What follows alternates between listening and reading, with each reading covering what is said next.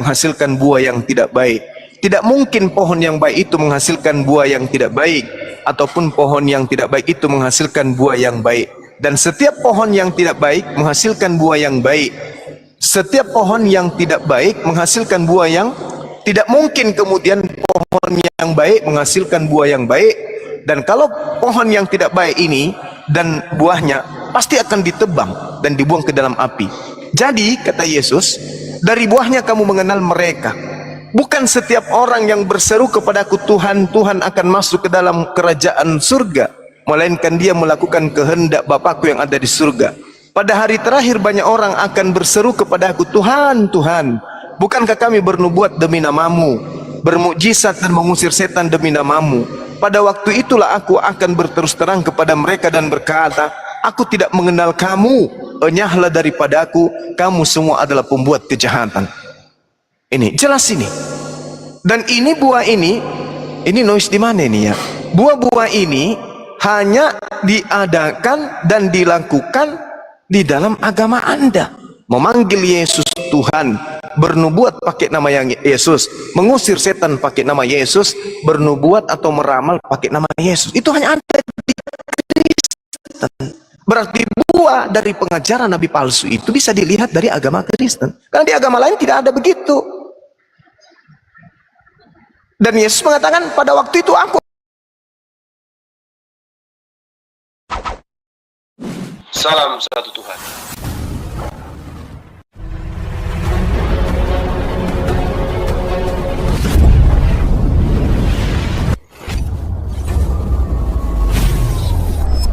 Ya, pengantar ini singkat para sahabat. Dukung semua ya sahabat-sahabat kita channel Densa News Muslim. Di like, di subscribe, di share sebanyak mungkin untuk supaya mencegah sahabat-sahabat kita di luar sana Tidak terpengaruh terhadap pemurtadan. Semoga Allah memberikan selalu sikap istiqamah. Salam satu Tuhan, Allahu Akbar.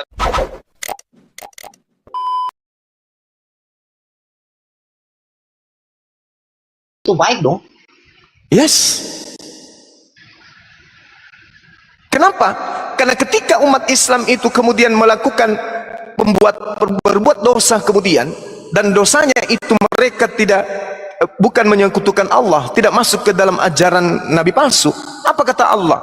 Jannatu adnin yadkhulunaha wa man salaha min abaihim wa azwajihim wa dzurriyyatihim. Semua mereka akan masuk ke dalam surga bersama dengan keluarganya. Bagaimana dengan dosa-dosanya wahai Bang Zuba?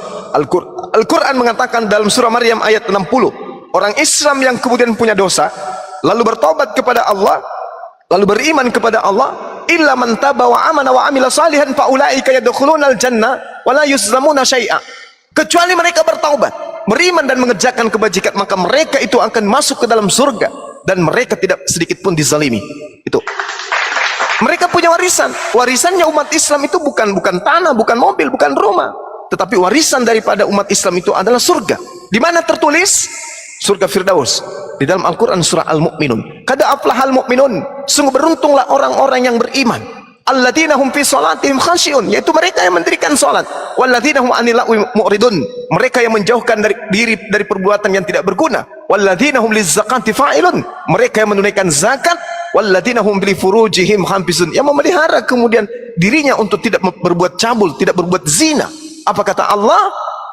Ulaika humul warithun, ulaika humul warithun, mereka itulah umat Islam yang mewarisi alladzina yarisunal firdaus, yaitu warisan surga Firdaus, hum fiha khalidun, mereka kekal di dalamnya. Jadi pembeda antara saudara dengan saya punya warisan surga. Kalau namanya warisan itu hak mutlak, prerogatif milik orang per orang. Ketika sudah dijanjikan oleh Allah warisan, itu hak, tidak bisa diganggu. Sedangkan saudara juga punya warisan, tapi warisannya neraka. Matius 7:15-23 itu makanya saya katakan ngeri. Nah, pertanyaannya kepada saya oleh saudara-saudara muslim, Bang Suma, Anda sudah berapa kali kemudian Anda menyatakan itu, menyampaikan itu? Berapa kali kemudian Anda mengarahkan teman-teman Kristen untuk memahami bahwa mereka adalah orang yang akan diusir ke neraka? Di kitabnya sendiri, ucapan dari Yesus sendiri. Tapi kenapa Bang Suma mereka tidak ngeh Kenapa mereka tidak bergeming? Kenapa mereka tidak menyadari itu? Saya menjawab apa?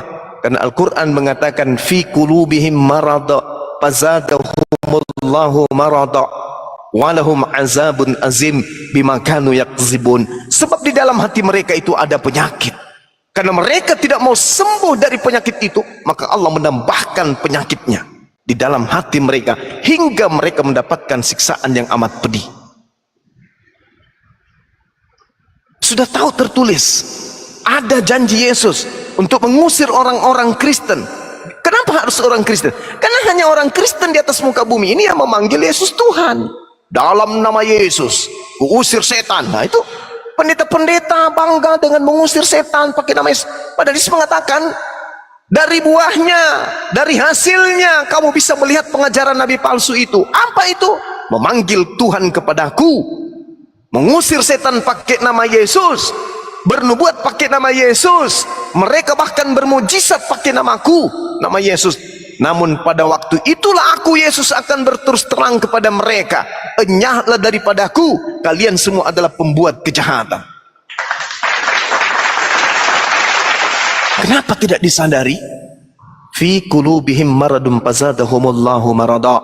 Karena iblis telah menjerat mereka dengan tipu daya. Demikian Bung, silakan. Oke, makasih Bang. Sama-sama. Selamat malam Bang Juma. Malam saudara Esau, saudaranya Yakub. Ya.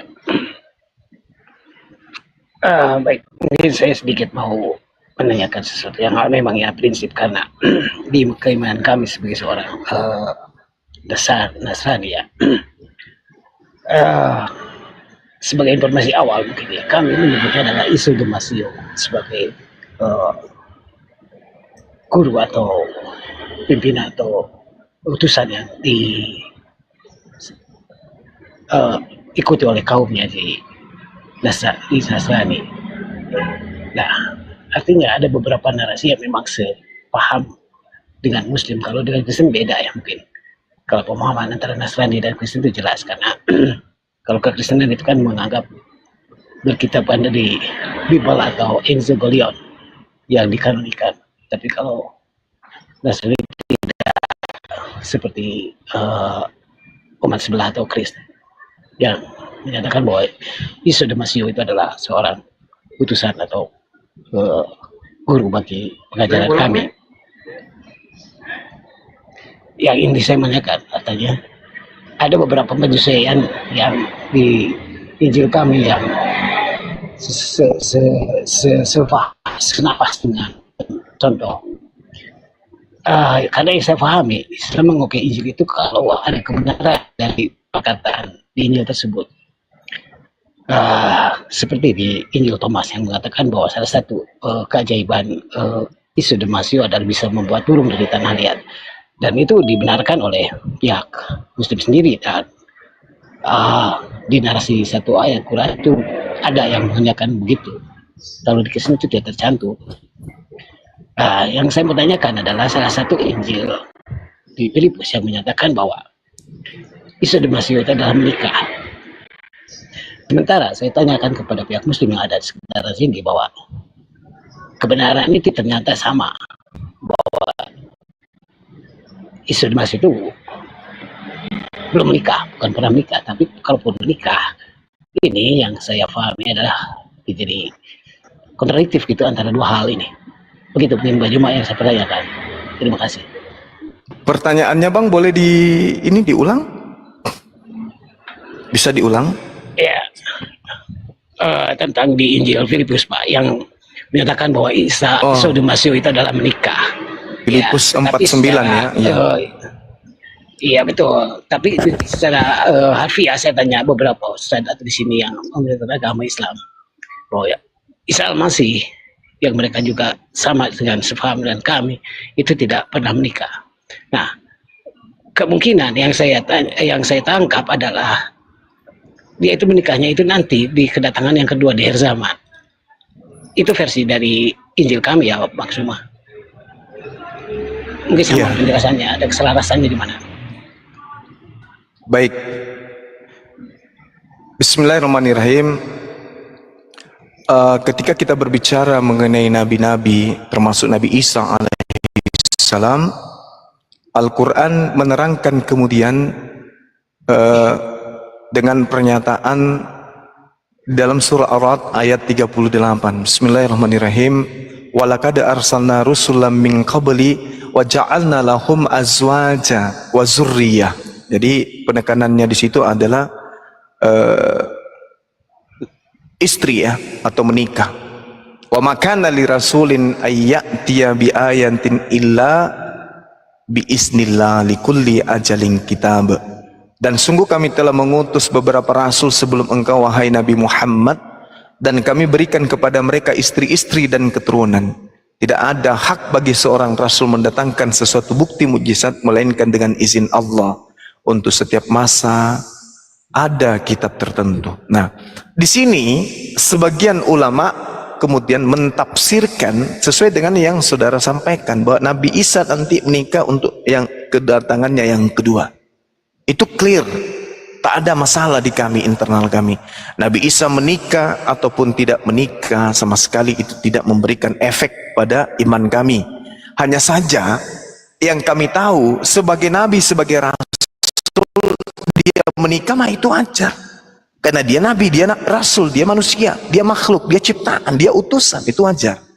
Hanya pembanding daripada data-data yang ada di dalam Al-Quran kemudian itu adalah ketika Al-Quran mengatakan bahwa Allah mengutus Nabi Muhammad dengan Allah memberikan informasi awal tentang Rasul yang ada sebelum beliau. Walaqad arsalna min qablika fi si'il awwalin. Dan sungguh kami telah mengutus beberapa rasul sebelum engkau wahai Nabi Muhammad kepada umat-umat terdahulu. Wa ma ya'tihim mir rasulin illa kanu bihi yastahzi'un. Dan setiap kali seorang rasul datang kepada mereka, mereka selalu mengolok-oloknya. Mereka selalu mengolok-olok Nabi itu. Nah, sinyal ini kami dapat di kitab Kristen, teman kami Kristen. Apa itu? Adanya upacara di mana Yesus kemudian diciumi kakinya, diminyaki rambutnya oleh wanita yang bukan mahramnya, yaitu Maria Magdalena. Ini penghinaan sebenarnya. Kenapa? Bagi Yahudi yang bukan mahram itu sudah jatuh kepada persinahan. Apalagi sampai kakinya dicium, apalagi rambutnya disentuh dengan diminyaki, seakan-akan ini adalah prosesi pernikahan. Wallahu alam, apakah itu betul-betul nikah atau hanya seperti yang diterangkan Al-Quran, wa ma ya'tihim mir rasulin illa kanu bihi yastahzi'un. Karena memang di dalam kitab yang Anda pegang tak ada satupun rasul nabi yang diutus tanpa diolok-olok. Nabi Lut, Nabi Daud, bagaimana diceritakan Nabi Nuh dan seterusnya. Banyak rentetan yang aneh-aneh di dalam kitab yang Anda pegang tuh. Jadi Al-Quran mengatakan wa ma ya'tihim mir rasulin illa kanu bihi yastahzi'un. Tak ada nabi, tak ada rasul satupun di antara mereka pasti diolok-olok ketika ia datang. Termasuk Nabi Musa diolok oleh mereka, Nabi Daud diolok, Nabi Salomo diolok, Abraham apalagi diolok juga tuh. Dikatakan istrinya menikah 2 kali pada saat kemudian beliau Nabi Abraham alaihissalam masih sah sebagai suami. Diceritakan di situ Siti Sarah menikah dengan Fir'aun. Berarti 2 suami dalam waktu yang bersamaan. Na'udzubillah, na'udzubillah. Jadi kalau terkait dengan nikah, tak ada satu ayat di dalam Al-Quran yang menceritakan Nabi Isa kemudian menikah. Tetapi ketika berbicara mengenai Ar-Ra'd ayat 38, di sini terkait dengan Nabi Isa, dan banyak yang kemudian mentafsirkan bahwa Nabi Isa menikah nanti datang kedua kalinya. Demikian.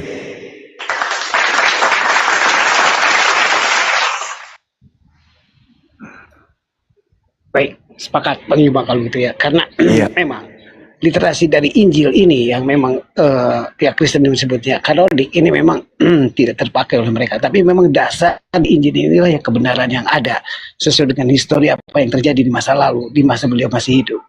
Karena secara mata rantai riwayat apa yang ditulis oleh Injil Filipus, baik Injil Thomas maupun Injil Maria atau Injil Barnabas, itu sesuai dengan apa yang terjadi saat itu. Jadi dekat pencatatan apa yang beliau itu informasikan terhadap pengajaran untuk satu mengimani satu Tuhan, yaitu ya Elohim itu ya.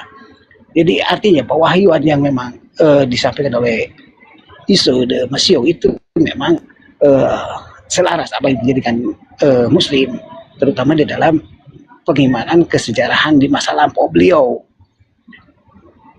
Kedua, artinya dari beberapa Injil yang memang disebut apokrif ini ada keselarasan di dalam hal pengimanan kami,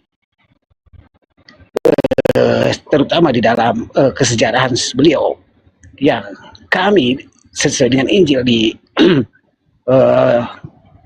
Injil Thomas atau Injil Barnabas mintakan bahwa dia itu adalah diselamatkan. Kalau di hadis Quran itu kan diserupakan. Tetapi ada satu ayat yang ambigu bagi saya yang memang membingungkan di Al-Baqarah 91 yang semua nabi dinasihati atau terjemahan terakhir itu semua nabi Israel itu dibunuh. Sedangkan kita tahu bahwa sejaman dengan Isa the Masih itu ada Zakaria dan Yohanes atau Yahya yang secara sejarah juga pihak Muslim mengakui bahwa itu dibunuh oleh pihak Israel. Bagaimana menjelaskan tentang ayat itu, Bang Juma? Di mana, Bang? Al-Baqarah 91. Bismillahirrahmanirrahim. Wa iza qila lahum aminu bima anzalallahu qalu nu'minu bima unzila ilaina wa yakfuruna bima wara'ah wa wal haqqu musaddiqan lima ma'ahum. Itu ya. Qul falima taqtuluna anbiya Allah min qablu in kuntum mu'minin.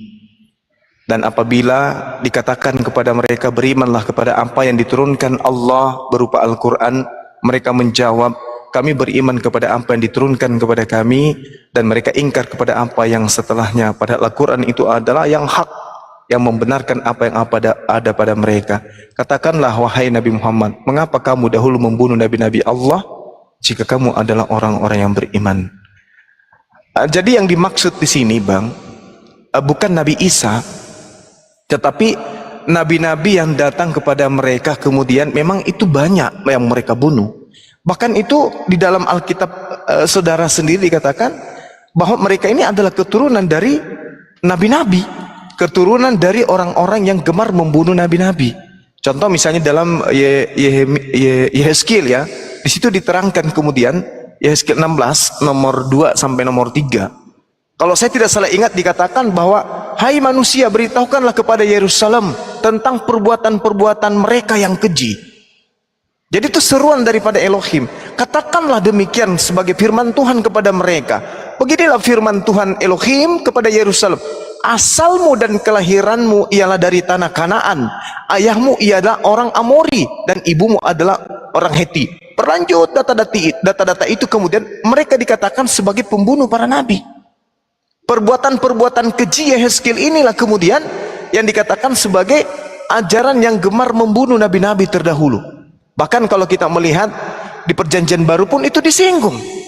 Misalnya di dalam Matius 23. Celakalah kau hai ahli Taurat, orang Farisi, orang munafik, sebab kamu membangun makam nabi-nabi dan memperindah tugu orang-orang yang soleh. Jika kami hidup di zaman nenek moyang kita, tentulah kami tidak ikut dengan mereka dalam pembunuhan nabi-nabi tersebut. Jadi memang mereka ini adalah orang-orang yang gemar membunuh para nabi. Di dalam Matius 23 nomor 37 juga diterangkan, Yerusalem, Yerusalem, engkau yang membunuh nabi-nabi dan melempari dengan batu orang-orang yang diutus kepadamu. Bahkan Lukas 11:47 juga menerangkan hal yang sama. Mereka adalah pembunuh nabi-nabi. Celakalah kamu, sebab kamu membangun makam nabi-nabi, tetapi nenek moyangmu telah membunuh nabi-nabi tersebut. Lukas 13 juga menceritakan hal yang sama. Jadi mereka memang diceritakan bahwa mereka ini adalah keturunan yang gemar sekali membunuh dan memperolok-olok para nabi. Itu yang diterangkan dalam Al-Quran. Benar ya, 991 ya, Al-Baqarah itu yang mengatakan itu. Qul falima taqtuluna anbiya Allah min qablu in kuntum mu'minin. Iya, karena Rasulullah itu bertanya. Oke. Seperti itu, Pak. Tapi kan di situ ada Zakaria dan Yahya juga yang memang pihak Muslim mengakui bahwa dia dibunuh oleh pihak Israel itu, orang Yahudi. Sedangkan dua nabi tersebut adalah sejaman dengan Isa the Masih. Iya, Zakaria dan juga Yahya. Dan kalau saya lihat di dalam Markus 1, di situ diceritakan memang Yohanes Pembaptis, Yahya ini juga ditangkap kan? Ada kan di sana, ya, di Markus 1? Iya. berarti ayat itu memang bukan termasuk Isa dan Masih, hanya dua nabi itu yang diceritakan. Karena tidak spesifik ada nama-nama yang dibunuh kan ya Bang Juba. Kalau kita berbicara mengenai ayat ini menceritakan tentang kedurhakaan orang-orang Yahudi. Karena kenapa? Allah memperingatkan kepada Nabi Muhammad bahwa orang-orang Yahudi itu memang gemar melakukan pembunuhan terhadap nabi-nabi. Nabi Musa pun ya itu kemudian nyaris. Makanya dikatakan di dalam Al-Quran bahwa pembunuhan terhadap nabi-nabi itu adalah memang sudah satu paket dengan mereka, memperolok-olok dan seterusnya.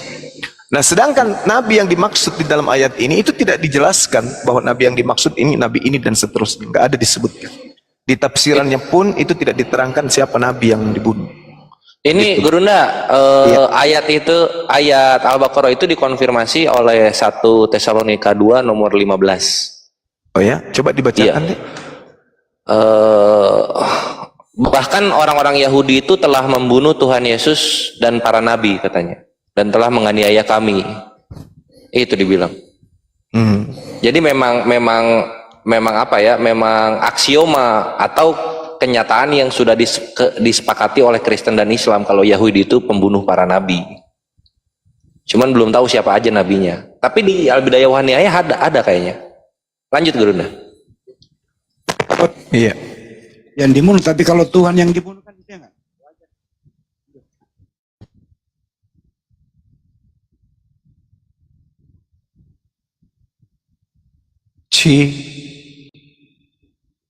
Jaringan saya. Oke, lanjut. Ya baik, karena dari Injil kami ya yang memang dianggap avokat oleh Kristen, sesuai dengan apa yang ada di Injil Barnabas maupun Injil Thomas, bahwa Isa dan Masih itu ada diselamatkan Bang Juma. Yang saya tahu bahwa kesepahaman ini ada di Anisa, di situ diserupakan. Perbedaan hanya satu masalah diksi, tapi kontradiktif dengan ayat yang 9 Al-Baqarah 91 itu. Apa makanya saya keterangan, karena ayat 91 itu kan perlu penafsiran yang jelas, karena ambigu tidak secara spesifik menyebutkan nabi-nabi yang dibunuh oleh orang-orang Israel atau orang Yahudi begitu. Iya. Jadi kalaupun ditafsirkan termasuk Nabi Isa, di ayat ini tidak diceritakan seperti itu, tafsirannya pun tak menceritakan itu, Bang. Mengapa kamu dahulu membunuh nabi-nabi? Ya, nabi-nabi dimaksud di sini ya nabi-nabi yang memang dibunuh oleh Bani Israel, yang mana nabi-nabi itu tidak diceritakan sepenuhnya di dalam Al-Quran. Karena Al-Quran mengatakan, Allah mengatakan kepada baginda Rasulullah Muhammad SAW, telah berlalu beberapa nabi setelahmu, sebagian kami ceritakan kepadamu dan sebagian tidak diceritakan. Itu kata Al-Quran. Seperti itu, Bang. Ya betul, karena kalau saya merujuk kepada Mazmur di mana dikatakan bahwa Yesus Isa dan Masih itu adalah pasti diselamatkan, tidak mungkin dicelakakan, apalagi mati terkutuk. Jadi artinya keselarasan untuk kesejarahan dan kesepahaman antara Nasrani dan Muslim untuk penyaliban ini itu tidak ada, karena cerita Nasrani itu stop waktu beliau itu diangkat ke langit kedua. Nah, cerita ini berkembang itu, dan ada dua pihak yang saya tahu, Yahudi dan Kristen, yang mendramatisir bahwa adanya penebusan dosa. Pemandangan inilah yang memang saya sebenarnya tidak mau tahu, tapi kalau saya dengar dari beberapa informasi di Bang Juma yang memang menarasikan juga mengambil dari kitab mereka. Karena memang secara literal di Quran pun tidak diceritakan, karena yang saya pahami itu adalah semuanya diarahkan di satu ayat itu, semuanya beberapa keraguan-raguan gitu, siapa yang disalibkan begitu. Iya betul. Cuma Iya, silakan lanjut. aku Esau ini Nasrani apa Bang Esau? Nasrani beliau katanya. Oh, Nasrani. Siap.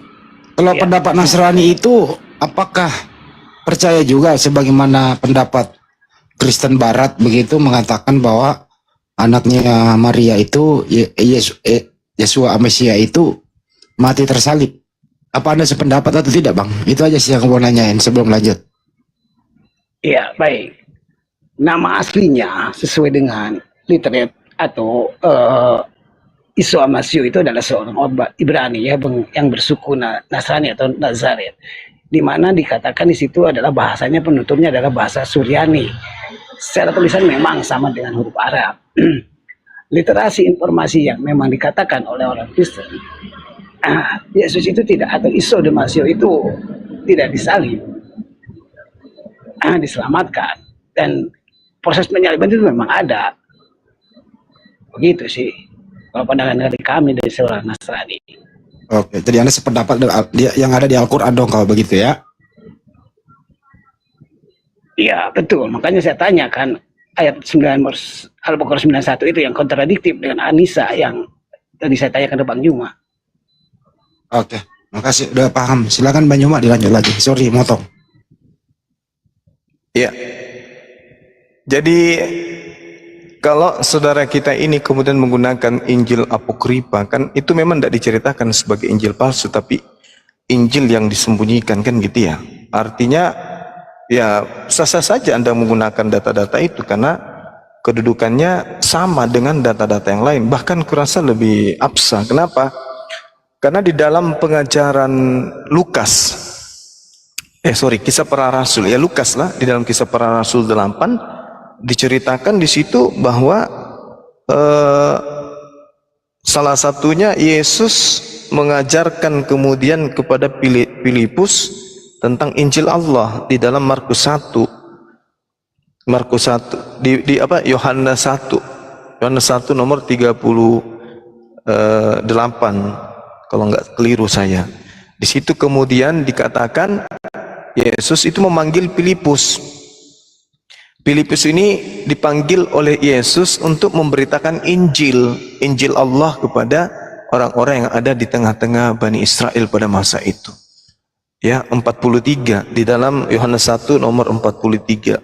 Di situ Yesus memanggil Filipus, "Filipus, ikutlah denganku." Nah, mereka ini kemana? Setelah dipanggil Filipusnya, mereka kemudian pergi ke Galilea memberitakan Injil kerajaan Allah, Injil Allah di situ. Nah, lalu kemudian di dalam Kisah Para Rasul 8 diceritakan bahwa Filipus memberitakan Injil Yesus. Nah, dari pemberitaan ini harusnya orang yang kritis mencari Injil Filipus, karena Injil Filipus inilah yang kemudian punya legalitas dari Yesus itu sendiri. Karena dia yang memanggil Filipus bersama mengajarkan Injil Allah dan Injil Yesus. Saya kira begitu, Bang.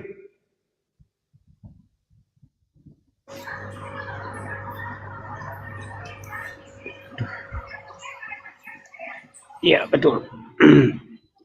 Memang Kristen ini aneh ya, Bang Juma ya. Iya. Karena mereka dari barat. Yang saya gini kan, intinya begini. Kami ini sebut apokrif, Injil apokrif. Contoh, tapi mereka juga mengambil beberapa narasi yang diambil dari Injil apokrif. Di dalam surat Judas pasal 1 ayat 1. Di mana dia akan ada narasi seperti ini. Tuhan akan datang dengan berubah-ubah orang kudus atau orang-orang suci. Nah, sementara ucapan itu adalah ucapan dari Injilnya kitab Henok. Anda tahu sendiri, Henok itu adalah salah satu yang diapokrifkan. Tapi mereka pakai juga. Itu yang saya membuat bingung. Apalagi dengan dikanonisasi dengan serta surat Paulus yang memang bagi saya sangatlah aneh.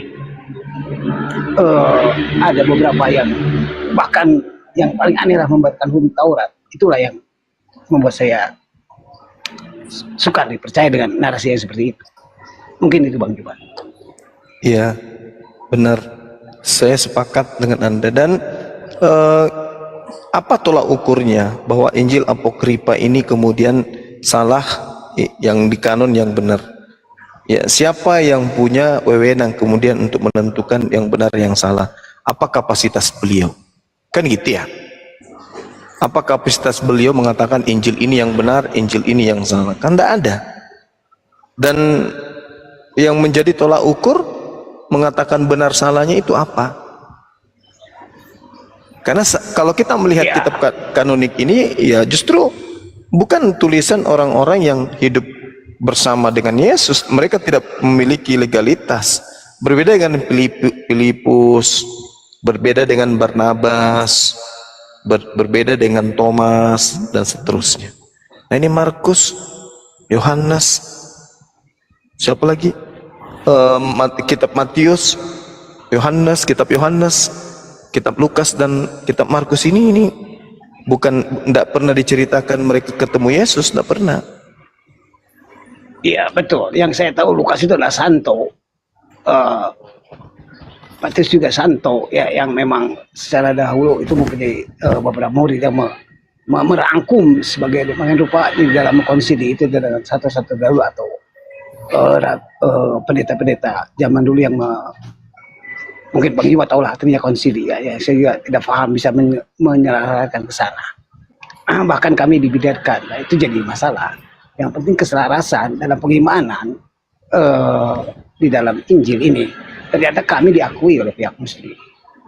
Begitu mungkin yang saya bisa utarakan. Iya, betul. Begitu juga Paulus mengatakan begitu heran kamu berpaling kepada Injil-Injil lain yang lain daripada yang Paulus beritakan. Jadi memang pada masa Paulus banyak Injil yang kemudian bertebaran pada masa itu. Ini ada guru kita nih, Kanda Haji Rahman. Sambut dulu ya dokter. Assalamualaikum dok, dokter Rahman. Beliau menjauh mungkin. Assalamualaikum dok. Ya nggak apa-apa, dia monitor dulu. Sebelum lanjut lagi, Bang Esau, kalau begitu Anda kitabnya apa ya? Boleh nggak tahu kitab Anda yang Anda pegang apakah sama dengan mereka? Tidak, apokripa kayaknya beliau. Coba, Bang Esau silakan Bang, lanjut lagi sama Bang Juma. Ya, monggo Bang. Ya betul. Pengimanan kami itu beda dengan Kristen, ya. Memang satu buku gitu. Tidak, kalau kami banyak karena ada 12 yang memang mencatat pewahyuan. Mereka kan pun tahu ya, Injil itu adalah oral sifatnya yang dicatat oleh murid-muridnya. Nah, inilah yang kami maksud. Sementara mereka itu bilang apokrit. Jadi mungkin istilah yang tenarnya apokrit, tapi sebenarnya bukan apokrit. Justru original Injil ini yang sebenarnya Injil. Begitu. Komunitasnya banyak di Indonesia, Bang. Orang-orangnya maksud saya. Ya baik, Bu Juma. Seperti tadi Bang Bu Juma bilang bahwa terjadi eksodus besar-besaran Hawariun, murid-muridnya ke seluruh dunia. Yang saya tahu bukan di Papua, Bang Juma. Yang di Asia Timur yang terbanyak itu adalah antara Sulawesi dan Pulau Maluku, atau tepatnya di Ambon. Nah, seiring dengan kristenisasi, beberapa rabi kami itu lari ke Pulau Jawa. Di Pulau Jawa mungkin juga tahu lah beberapa yang top-top yang tahu di sini seperti Ahmad Dhani, Yakob, Marini. Ada satu lagi siapa yang saya pernah dengar itu Billy. Nah, memang ada yang masih mempertahankan dengan keyahudiannya, kami mempertahankan kenasranian. Tapi jujur aja komunitas Nasrani kecil kalau di Jawa Barat ini. Begitu. Iya. Oke, Bang Handi, itu ya. Kanda kita sudah monitor. Ya. Assalamualaikum dokter. Waalaikumsalam. Nggak keluar suaranya dok. Ya, kayak tidak tersambung. Bagaimana caranya ya? Bisa Ya sambung? udah ini dok, udah dok, udah. Iya. Si sambun nih dok, si sambun nih. Disambung nih, tapi kalau pada saat saya tutup itu enggak nyambung. Saya harus buka di apa itu? Ini udah normal sekarang dok, udah normal. Oh, alhamdulillah. Oke. Jadi makasih banyak Bang Suma dan seluruh saudara-saudaraku. Alhamdulillah kalau ada pemahaman-pemahaman seperti ini, saya dengan Bang Bung siapa ini tadi? Esau. Iya, Esau. Ini alhamdulillah begini, tinggal selangkah saudaraku, ini sudah kita saudara seiman. Artinya dengan pemahaman saudara seperti ini, ya iman hati Anda sudah terbuka sedikit, tinggal dibuka full. Saya kira gitu ya, saudaraku. Iya, Dok. Makasih, Dok. Kalau gitu saya masuk ke penekanan ya, Bang Juma ya. Iya Bang. Esau, kalau Anda Nasrani is oke aja. Tapi kita kan paham ya, Yesua Amesia itu kan, kalau Anda mengikuti Yesua Amesia is oke. Menurut dokter Bang Juma ya selangkah lagi. Kalau boleh penekanan gini loh Bang, nanti dibahas. Bagaimana kan kita paham Yesua Amesia itu mengajar itu kan dalam tempo yang singkat 3 tahun. 3 tahun setengah lah begitu. Kira-kira cukup memadai nggak sih kalau Anda ikut Yesua Amesia itu? Cukup memadai nggak sih bisa menuntun Anda dalam kehidupan sehari-hari, terutama abluminallahnya atau bagaimana beribadah kepada Sang Pencipta begitu? Silakan Bang Esau dulu, baru ke Bang Juma. Silakan Bang Esau. Ya, karena kita menyembah satu Tuhan, yaitu Elohim, dan kita beribadah sesuai apa yang diajarkan oleh Isa dan Masih, ya kita lakukan secara secara yang diajarkan begitu. Kedua, untuk masalah syariat, jujur, apa yang dikatakan Taurat itulah yang diakui. Karena yang saya pahami, Taurat dan Injil adalah penyempurna Taurat. Apa yang diselewengkan, bukan berarti Taurat itu salah, tidak. Ada beberapa yang diselewengkan, terutama dari informasi tentang kesyariatan. Nah, hal-hal hubungan dengan beberapa pengimanan kami terhadap Muhammad itu memang di Injil itu ambigu Bang Juma. Kenapa? Karena ini sifatnya nubuat, terutama di Ulangan 18 yang memang ini jatuhnya ke siapa? Saya juga kurang paham. Apakah ke Yusak bin Nun, apakah ke Ahmad, apakah ke Yesus atau Isa di Basio? Kalau Isa saya tidak yakin karena dia masih orang Israel begitu. Terus aja nih Bang, sebelum ke Bang Juma, apakah bagaimana cara ibadah Anda kah begitu ya? Apakah identik ke Yahudian atau Anda meniru-niru Islam atau Anda ambil tengah-tengahnya, ada cara lain seperti apa Bang? Silakan Bang. Ya, maaf untuk itu karena saya menirukan ini, saya takut kena report. Saya tidak bisa menjelaskan secara ini. Kalau ke tefila atau Anda bilang sembahyang, kami melakukan hal yang sama yang dilakukan oleh Isa dan Masih, begitu aja. Bagaimana begitu? Kami melakukan 1 hari 5 kali pun sama. Begitu. Dan juga tanggapan? Iya. Jadi kalau berbicara mengenai Al-Quranul Karim, di dalam surah Al-A'raf ayat 157, di situ Allah menerangkan kemudian alladzina yattabi'una ar-rasulan nabiyyal ummi alladzi yajidunahu maktuban indahum fit-Taurah wal Injil ya'muruhum bil ma'ruf wa yanhahum 'anil munkar wa yuhillu lahumut thayyiba wa yuharrimu 'alaihimul khaba'itha wa yada'u anhum israhum wal aglalan lati kanat 'alaihim falladzina amanu bihi wa azzaru wa nasaru wattaba'un nurah ladzi unzila ma'ah ulaika humul muflihun, yaitu orang yang mengikuti nabi atau rasul, nabi yang ummi yang tidak bisa membaca kitab-kitab sebelum Al-Quran, yang mereka dapati tertulis di dalam Torah dan Injil yang ada pada mereka, yang menyuruh mereka berbuat baik dan mencegah mereka untuk kemudian kepada hal-hal yang mungkar, dan yang menghalalkan segala yang baik bagi mereka dan mengharamkan segala yang buruk bagi mereka, dan yang membebaskan beban-beban dan belenggu-belenggu yang ada pada mereka. Adapun orang-orang yang beriman kepada Nabi Muhammad, memuliakan Nabi Muhammad, menolong ajaran Nabi Muhammad, dan mengikuti cahaya yang terang yang diturunkan kepadanya berupa Al-Quran, maka Allah mengatakan mereka itulah orang-orang yang beruntung. Jadi Nabi Muhammad SAW itu kemudian datang menyeru kepada ahli kitab, kepada orang-orang Yahudi dan Nasrani. Di dalam Al-Quran diterangkan kemudian, ya ahlal kitab qad ja'akum rasuluna yubayyinu lakum an katsiran mimma, kata Allah di situ jelas ishaq ma qaumu ayyab ya besutu ilaikum aydiyahum wa kaffa aydiyahum ankum, dan seterusnya. Allah Subhanahu wa taala kemudian menjelaskan kepada Bani Israel, telah datang kepada mereka kemudian.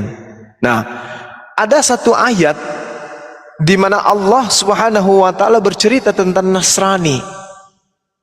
Wa minal ladzina qalu inna nasara ahasna mitsaqahum wa nasu hazza mimma zukkiru bih fa aghrayna bainahumul adawa wal ba'da'a ila yaumil qiyamah wa sawfa yunabbi'uhumullahu bima kanu yasna'un.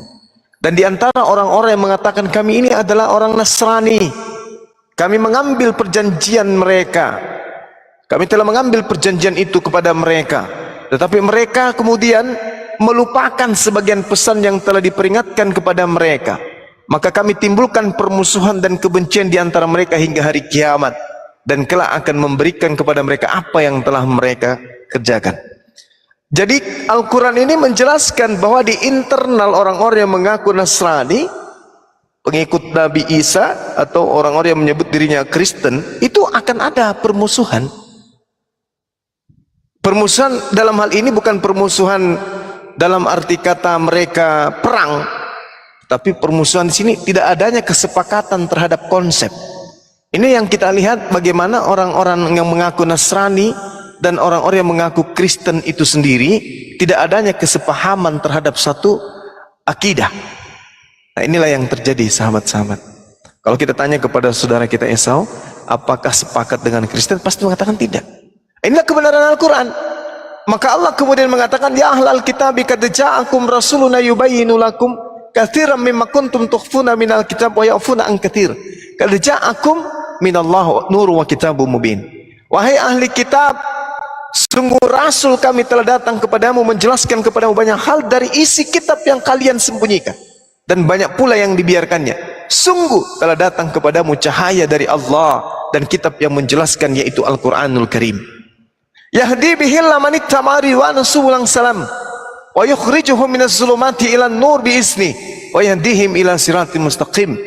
Dengan kitab Al-Quran itulah Allah memberikan petunjuk kepada orang-orang yang mengikuti keridaannya kepada jalan keselamatan.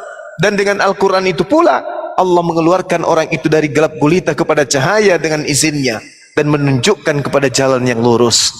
Jadi Allah menyeru kepada ahli kitab dan orang-orang yang ada di tengah-tengah mereka untuk kemudian menuju kepada Al-Quran. Tadi Allah membebaskan hukum-hukum yang datang kepada Nabi Musa, telah dibebaskan untuk mereka untuk meninggalkan hukum itu, menuju kepada hukum yang baru, yaitu Al-Quranul Karim. Yahdi bihillah manittama ridwan subulang salam. Dengan Al-Quran itu kemudian Allah memberi petunjuk kepada orang-orang yang mau mengikuti jalan menuju kepada keselamatan. Jadi penunjuk jalan keselamatan terakhir adalah Al-Quran. Setelah datang kemudian Taurat, kemudian datang Injil. Lalu Injil itu mengalami hal yang kemudian dikatakan sesuatu yang bertolak belakang satu sama lain. Adanya percekcokan, ya ahlal kitab lima talbisun al-haqqa bil batil. Adanya pencampur adukan antara firman Tuhan, sabda Nabi, dan karangan-karangan penulis. Maka Allah kemudian mendatangkan Al-Quran sebagai pedoman akhir untuk seluruh umat manusia. Saya kira begitu, Bang Andi.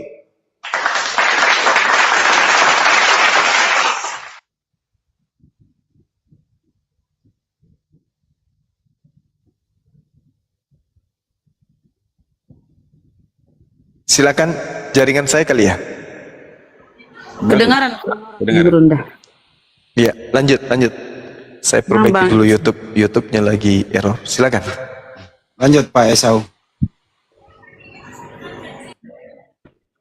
Ya baik. Di salah satu Injil kami terangkan bahwa ada satu narasi yang mengatakan begini, Bang Juma. Set entah ini menunjuk kepada karena memang nubuat ya. Seseorang dengan 10.000 pasukan yang menuju ke daerah Hijaz yang saya cari literasi ternyata di daerah Arab ya, di tempatnya di ibu kotanya di Makkah atau Mekah. Nah, tokoh atau orang ini itu sama dengan yang dimaksud dengan di Muslim itu Ahmad itu, atau memang siapa satu dari panglima perang itu, Khalid bin Walid atau siapa itu mungkin.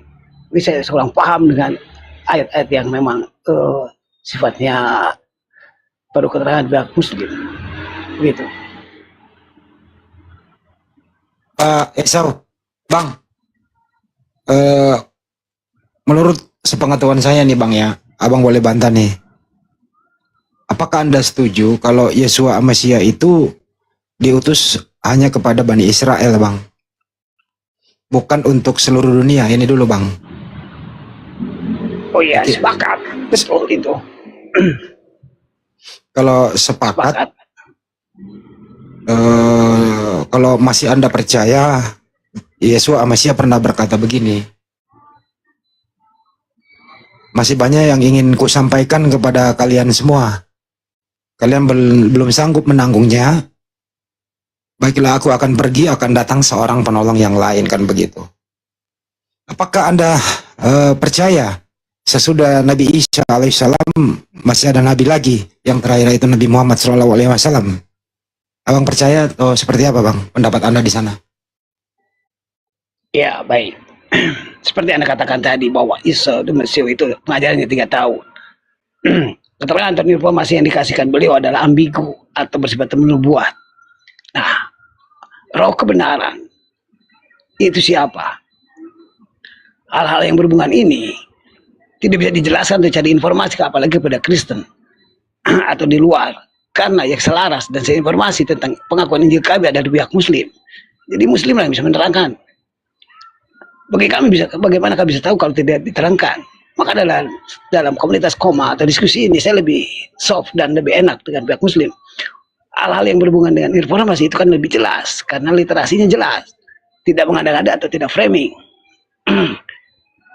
Karena dari Yahudi yang Anda ketahui bahwa Nabi terakhir adalah Malaiki, ya itu tidak sesuai apa yang dengan dikatakan Isa di Masih, begitu. Oke, kalau Anda membawa Yahudi, kan Yahudi udah tetap stay hanya sampai Nabi Musa. Sesudah Nabi Musa dia menolak para nabi. Tadi udah dibahas sama Banyuma bagaimana mereka banyak membunuh para nabi, kan begitu. Termasuk Nabi Isa alaihissalam, kan mereka enggak, bahkan mereka mau membunuhnya. Alhamdulillah diselamatkan, kan begitu. Jadi nggak usah niru-niru lagi dia mereka itu Bang. Sekarang ini kita di zaman sekarang nih, ya kita perbaiki diri lah, kan gitu. Anda menyinggung tadi roh kebenaran itu apa sih? Nanti dijelaskan oleh Banyuma.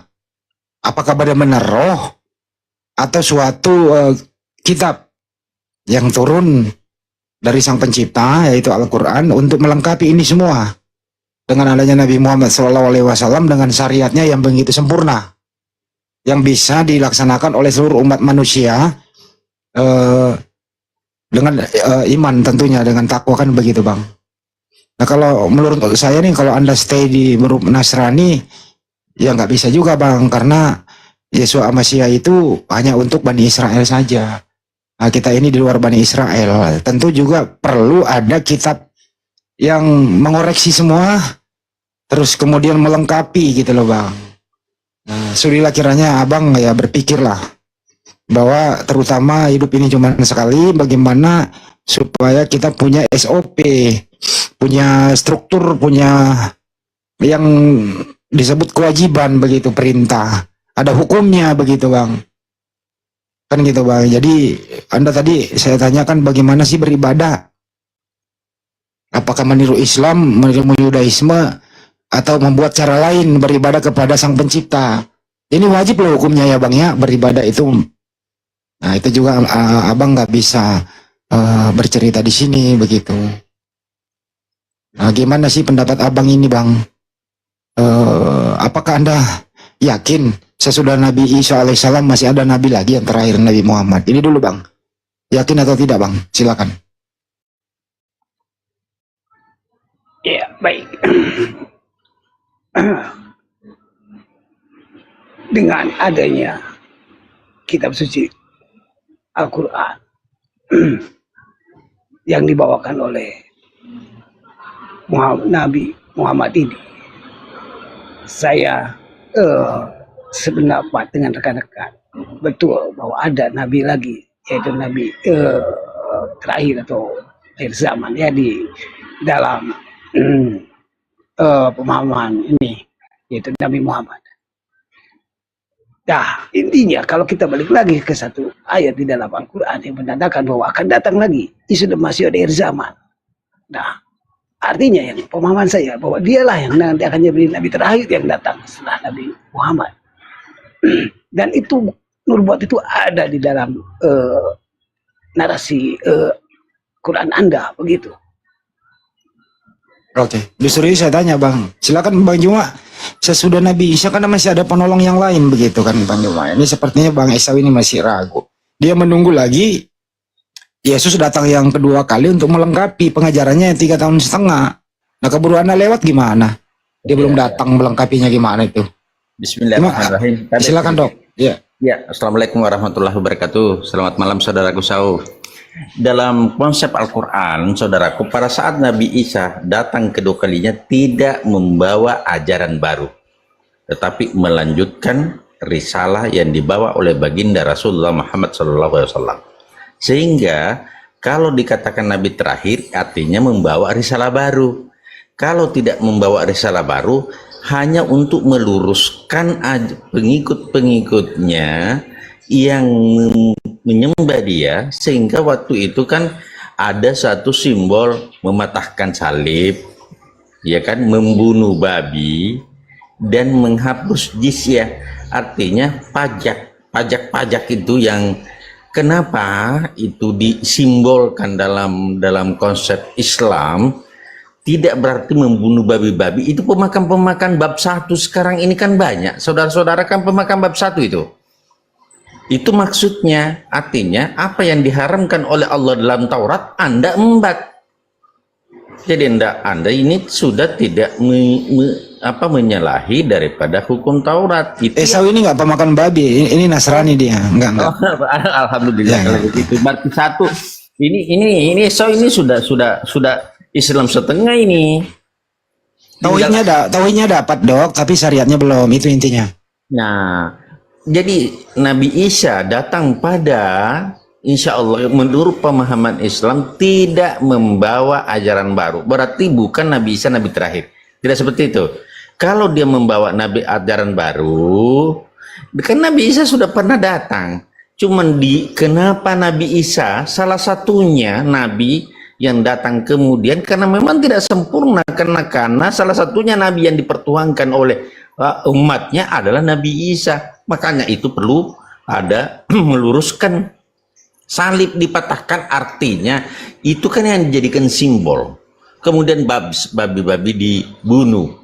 Kemudian nanti kemakmuran selama 40 tahun itu 40 tahun itu terjadi suatu kemakmuran yang sangat luar biasa pada saat Nabi Musa turun, wallahu bisa nanti bagaimana kemakmuran sehingga tidak ada lagi pajak. Siapa yang mau diberikan pajak? Makanya pada zaman khalifah-khalifah itu, pada zaman banyak orang-orang sudah kaya, bagaimana caranya saya menafkahkan harta saya, sementara orang yang diberikan menafkahi tidak ada. Maka bersedih umat Islam itu kalau tidak ada lagi orang-orang yang akan dinafkahi.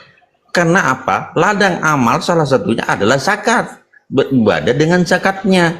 Dengan demikian dia membersihkan hartanya. Nah kalau semua orang kaya, kita mau bawa kemana itu? Maka Nabi Isa termasuk salah satu yang itu saja ajaran yang dibawa. Oke Dok, makasih Dok. Ya, silakan. Oke, Bang Juma lagi. Bang Juma masih monitor, udah dibetulin? Bang Juma. Ya, Bang Di, aman Bang Handi. Ya. Bagaimana Bang Juma sekiranya nih hanya ke Esau ini hanya sebatas ajaran Nabi Isa alaihissalam selama 3,5 tahun, apakah kita bisa hidup dengan nyaman tanpa ada Nabi Muhammad SAW? Silakan. Jadi gini, yang pertama yang tadi yang saya sampaikan bahwasanya Nabi Isa itu berdasarkan Al-Quran hanya diutus kepada Bani Israel. Sedangkan kehidupan di atas muka bumi ini bukan hanya Bani Israel saja. Maka harus kemudian adanya kaidah, di mana kaidah ini diperuntukkan untuk seluruh umat manusia. Kenapa dikatakan harus? Karena Allah itu mengutus kemudian para nabi hanya khusus pada kaumnya. Sedangkan nubuat-nubuat muncul kemudian mengajarkan dan menaklukkan bangsa-bangsa. Setelah datang kemudian hamba Allah, tujuannya adalah untuk menaklukkan hukum kepada bangsa-bangsa. Berarti ada oknum yang datang kemudian khusus untuk menyatakan hukum Tuhan itu. Nabi Musa datang menyatakan hukum Tuhan kepada Fir'aun. Nabi Musa kemudian datang untuk meneguhkan hukum Tuhan kepada Bani Israel. Begitu juga Nabi Isa alaihissalam kepada Bani Israel. Nah, cakupan alam semesta dalam hal ini bumi tidak hanya Bani Israel saja, tapi banyak kemudian keturunan Adam alaihissalam yang kemudian tidak semuanya berasal dari Bani Israel. Maka diutuslah kemudian baginda Rasulullah Muhammad SAW untuk kemudian kepada seluruh umat manusia. Bagaimana dengan Nabi Isa alaihissalam? Nabi Isa alaihissalam datang untuk yang kedua kalinya bukan untuk ngajar, tetapi untuk menjadi hakim. Dia akan datang menghakimi. Kenapa? Karena ada terdakwa. Adanya hakim karena ada terdakwa. Yang terdakwa di sini adalah Kristen-Kristen yang telah mempertuhankan dirinya dan Bani Israel yang menolak dirinya. Makanya Al-Quran mengatakan wa immin ahlil kitab illa la yu'minanna bihi qablal mauti wa yaumal qiyamati yakunu alaihim syahida. Tidak ada seorang pun dari ahli kitab yang tidak beriman kepada Nabi Isa nanti kelak ketika ia datang untuk yang kedua kalinya. Semua akan beriman, imannya itu berkesesuaian dengan ajaran Nabi Muhammad. Ternyata apa yang diajarkan oleh Nabi Muhammad selama ini itu betul. Maka seluruh umat Yahudi ahli kitab akan beriman kepada Nabi Isa. Artinya bermakmum kepada baginda Rasulullah Muhammad sallallahu alaihi wasallam. Termasuk Nabi Isa.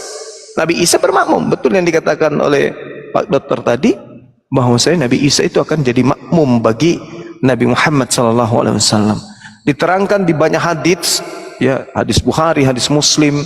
Saya mendengarkan Rasulullah Muhammad sallallahu alaihi wasallam dari Jabir bin Abdullah radhiyallahu anhu mengatakan bahwasanya senantiasa ada segolongan dari umatku berperang di atas kebenaran sampai hari kiamat. Lalu Nabi Muhammad berkata, lalu turunlah Nabi Isa anak laki-lakinya Maryam alaihissalam, lalu berkata kepada pemimpin-pemimpin mereka, pemimpin dari umatku, marilah jadilah imam solat bagi kami.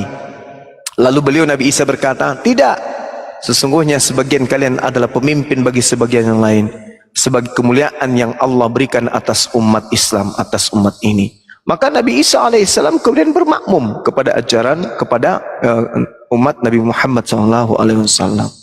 Jadi Nabi Isa datang hanya untuk sebagai hakim kepada Bani Israel dan menghapuskan kemudian orang-orang yang penumpang gelap di tengah-tengah Bani Israel yang mengaku sebagai domba padahal mereka adalah serigala yang buas. Itu tujuan Nabi Isa datang. Tujuannya untuk membersihkan namanya dari fitnahan-fitnahan orang yang menganggap dirinya Tuhan. Demikian Bang Andi.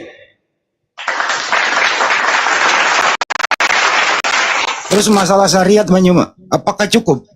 Kalau kan Nabi Isa pernah berkata, atau Yesus Mesias lah yang dipercaya Pak Esau ini masih banyak yang ingin disampaikan. Tadi dia bertanya itu, roh kebenaran itu apa sih? Ya. Itulah itu yang mau ditanya, silakan. Baik. Kalau kita berbicara mengenai roh kebenaran, roh itu adalah nabi. Kalau dia roh kebenaran, maka dia adalah nabi atau dia adalah malaikat. Tapi kalau dia adalah roh jahat, maka dia adalah iblis. Nah, berbicara mengenai roh kebenaran, diterangkan di dalam kitabnya orang-orang Yahudi untuk kita paham lebih jauh. Di bilangan 11. Di situ kita lihat bagaimana kemudian roh kebenaran ini itu dianggap sebagai nabi. Lalu turunlah Tuhan dalam awan dan berbicara kepada Nabi Musa. Kemudian diambilnya sebagian dari roh yang ada pada Nabi Musa. Lalu roh itu diberikan kepada ke-70 tua-tua. Ketika roh itu kemudian hinggap pada mereka, kepenuhanlah seperti mereka ini jadi nabi. Jadi ketika roh Tuhan hinggap pada seseorang, maka seseorang itu jadi nabi. Bilangan 11:29. Tetapi Musa berkata kepada mereka, apakah engkau begitu giat mendukung diriku? Kalau seluruh umat Tuhan menjadi nabi, oleh karena roh Tuhan ya hinggap pada mereka. Jadi orang yang diberi roh Tuhan itu adalah orang yang ditasbihkan, ditasbihkan kemudian untuk menjadi seorang nabi. Seperti itu. Kemudian Nehemia 9 nomor 30. Namun bertahun-tahun lamanya engkau terhadap mereka dengan rohmu. Engkau memperingatkan mereka, yakni dengan perantaraan para nabimu. Jadi roh Tuhan itu sama dengan nabi Tuhan. Jadi roh kebenaran dari Tuhan itu artinya nabi kebenaran dari Tuhan. Itu jelas itu.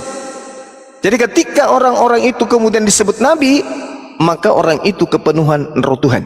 Baca juga di dalam Yohanes 3 nomor 34. Kepada siapa kemudian Tuhan memberi tugas untuk menyampaikan firman, maka Tuhan akan memberikan rohnya di atasnya tanpa terbatas. Jadi roh kebenaran yang dimaksud di dalam Yohanes 16 itu adalah nabi yang membawa kebenaran. Makanya dikatakan oleh Yesus bahwasanya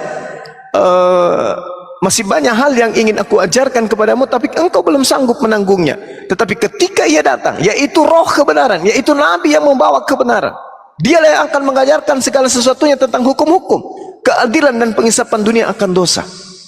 Artinya nabi ini akan mengajarkan ajaran yang jauh lebih sempurna daripada ajaran Bani Israel, ajaran para nabi yang datang kepada Bani Israel. Makanya dikatakan dalam Matius 5 nomor 20, jika hidup keberagamaanmu tidak lebih baik dari ahli Taurat, engkau tidak akan masuk ke dalam surga.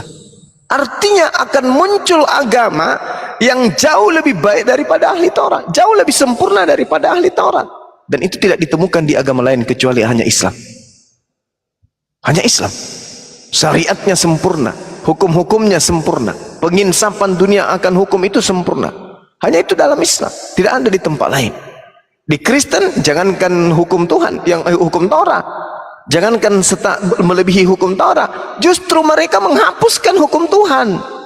Efesus 2 nomor 15. Dengan matinya Yesus, dia telah membatalkan hukum Taurat beserta segala perintah dan ketentuan yang ada di dalamnya. Jadi bagaimana lagi mau hidup lebih baik dari ahli Taurat sedangkan hukum Tauratnya dimatikan? Tidak bisa. Maka yang agama yang lebih sempurna dari hukum Taurat itu adalah hanya Islam. Makanya Islam, semua aspek yang ada di dalamnya itu diatur hukum-hukumnya. Mulai dari duduk sampai berdiri, sampai kita jalan, sampai kita jongkok, sampai kita baring kembali, itu diatur dalam Islam. Masuk toilet diatur, keluar rumah diatur, semuanya diatur. Naik kendaraan pun diatur. Bahkan menaiki mamanya anak-anak juga diatur dalam Islam. Karena itu dikatakan dialah yang akan mengajarkan segala sesuatu akan diajarkan oleh dia. Maka itu hanya ditemukan di dalam ajaran agama Islam dan tidak ditemukan di agama lain. Bayangkan, saking validnya pemberitaan itu kemudian 1400 tahun silam sampai hari ini, dari sejak bangsa jahiliyah sampai hari ini, sampai orang sudah menuju kehidupan modern, hidup serba digital, hidup serba internet, hukum-hukum Islam yang dibawa 1400 tahun silam tidak lekang dimakan waktu, tidak tergerus oleh zaman, dan tidak hanyut oleh perkembangan kehidupan manusia. Itulah hukum yang akan berlaku sampai kiamat datang. Nah, sedangkan kalau yang Anda saudara Esau lakukan ini, mohon maaf, itu hanya diimani secara sembunyi-sembunyi, dan tidak seperti itu polanya. Karena Tuhan membawa hukum kemudian seperti yang Anda bawa di dalam ulangan 33 tadi, bahwa seorang hamba Tuhan yang diutus kemudian membawa pasukan 10.000 orang suci untuk menaklukkan musuh-musuhnya, dan itu tidak pernah dilakoni oleh nabi-nabi Yahudi. Itu hanya berlaku ketika Rasulullah Muhammad SAW membawa 10.000 pasukan dari Madinah untuk menaklukkan kota Mekah. Hanya terjadi pada beliau.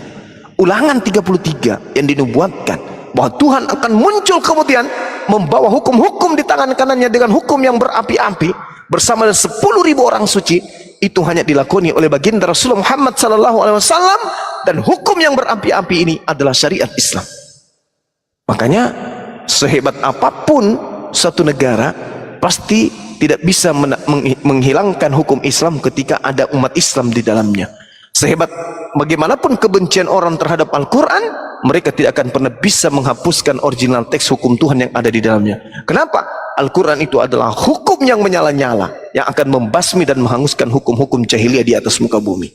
Saya kira begitu Bang Hadi, sebagai penjelasan singkat dari saya terkait ini. Silakan. Masya Allah, singkat padat. Silakan Pak Esau, mungkin ada ditanggapi sesudah Yesua Mesia Nabi Isa alaihissalam. Ya, itulah yang diterangkan oleh Bang Joma. Silakan tanggapannya Pak Esau. Ya, baik.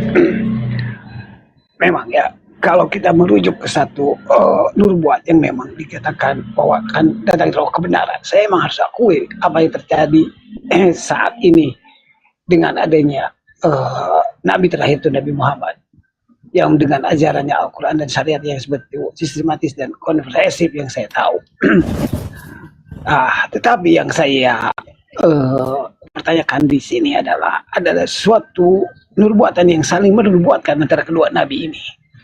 Jadi kalau memang dikatakan yang terakhir, Isa masih menyatakan dari roh kebenaran, rekan-rekan menunjuk kepada Nabi Muhammad.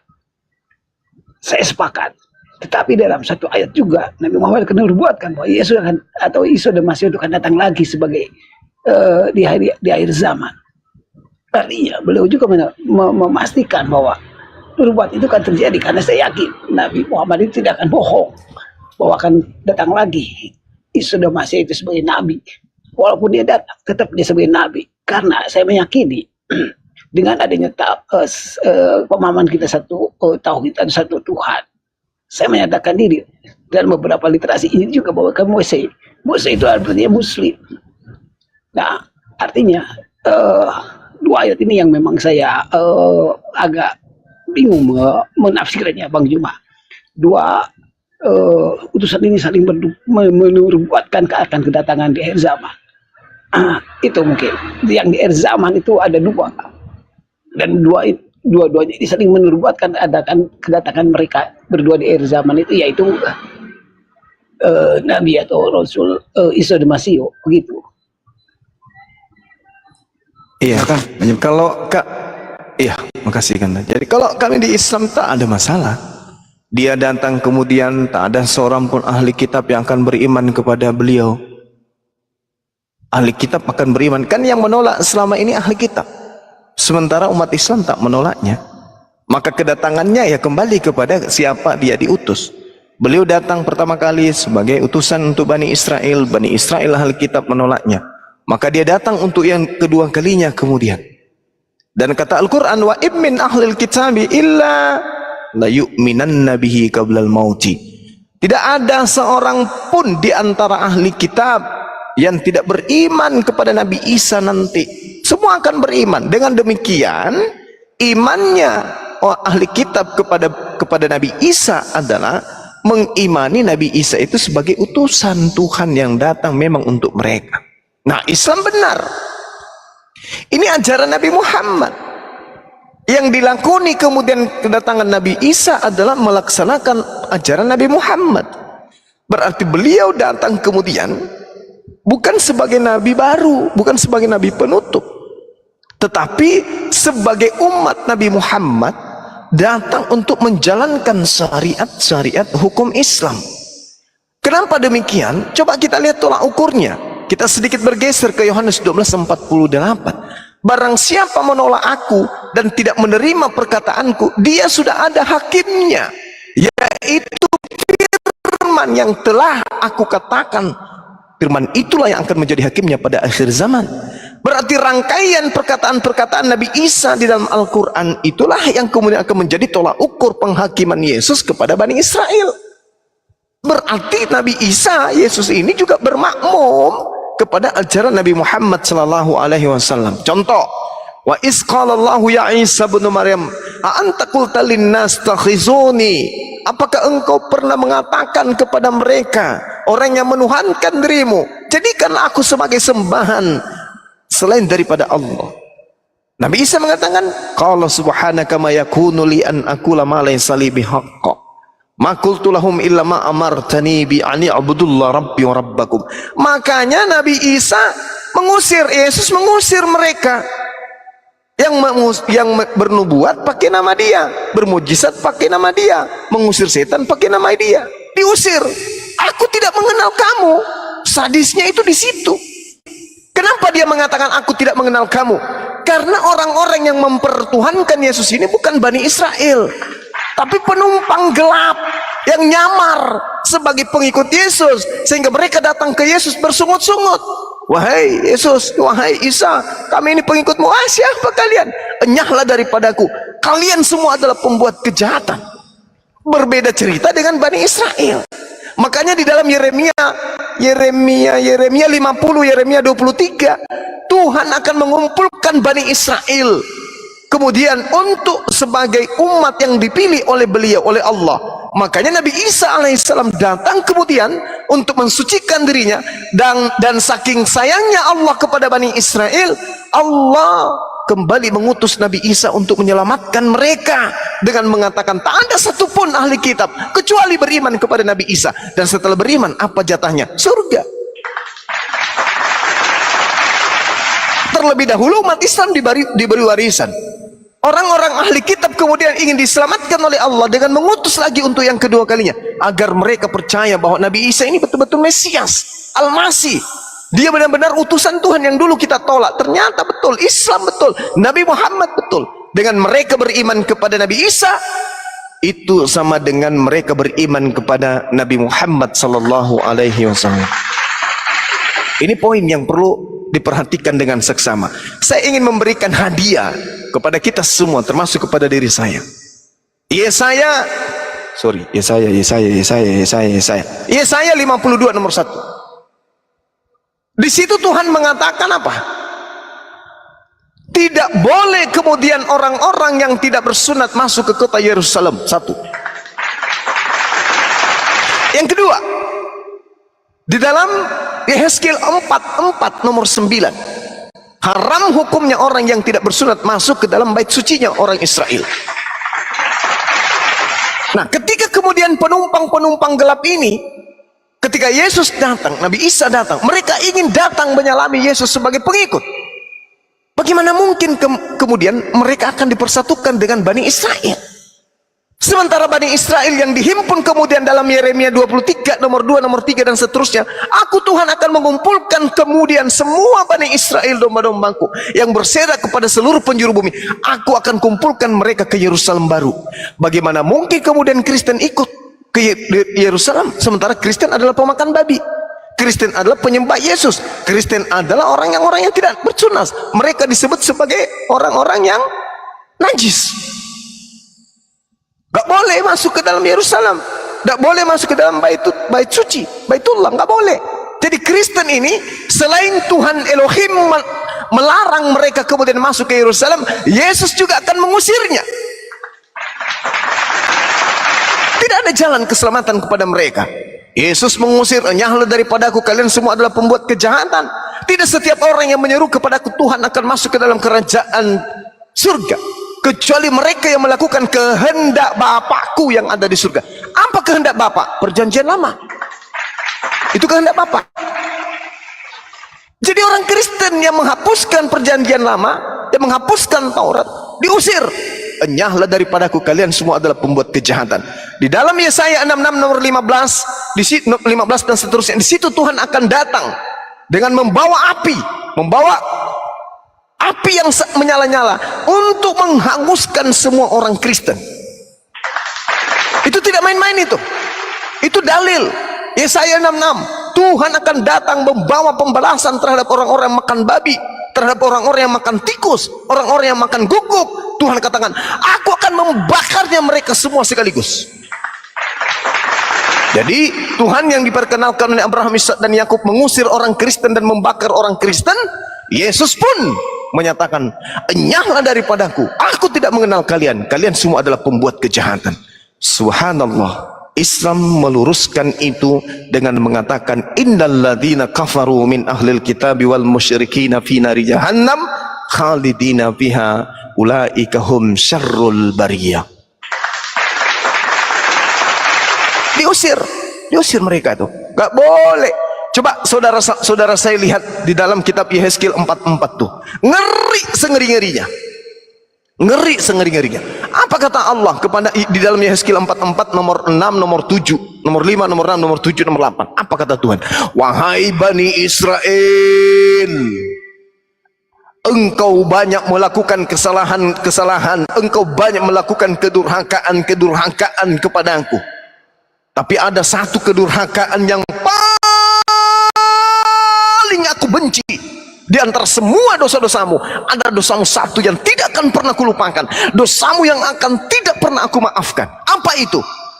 Dosa memasukkan orang yang makan babi, orang yang tidak bersunat ke dalam bait suci. Semua dosamu yang pernah kau lakukan, wahai Bani Israel, satu dosamu yang paling aku benci dan paling aku ingat dan tidak akan pernah aku lupakan. Dosa yang paling aku benci di antara semua dosa-dosamu, wahai Bani Israel, ketika engkau membuat patung, tak apa, aku maafkan. Ketika kau menyembah dewa Baal, aku maafkan. Ketika engkau begini dan begini, aku maafkan. Tetapi dosa yang satu ini tidak akan pernah aku maafkan. Apa itu? Engkau memasukkan orang-orang yang tidak bersunat masuk ke dalam bait suciku. Jadi bagaimana mungkin saudara-saudara Kristen kita ini bisa masuk ke dalam surga, sedangkan masuk ke dalam bait suci Allah saja mereka dikutuk. Itu dalil. Makanya kehadiran kita ini sebagai apologet untuk menyatakan kasih sayang kepada mereka. Ayolah teman-teman, dengarkanlah seruan ini. Munculnya dari Al-Quran, munculnya dari kitabmu. Kalau Al-Quran Anda tolak, silakan aja. Tapi bagaimana dengan Bible yang Anda genggam? Di situ dikatakan dengan sangat jelas, Tuhan akan datang dengan nyala api untuk menghanguskan semua pemakan babi.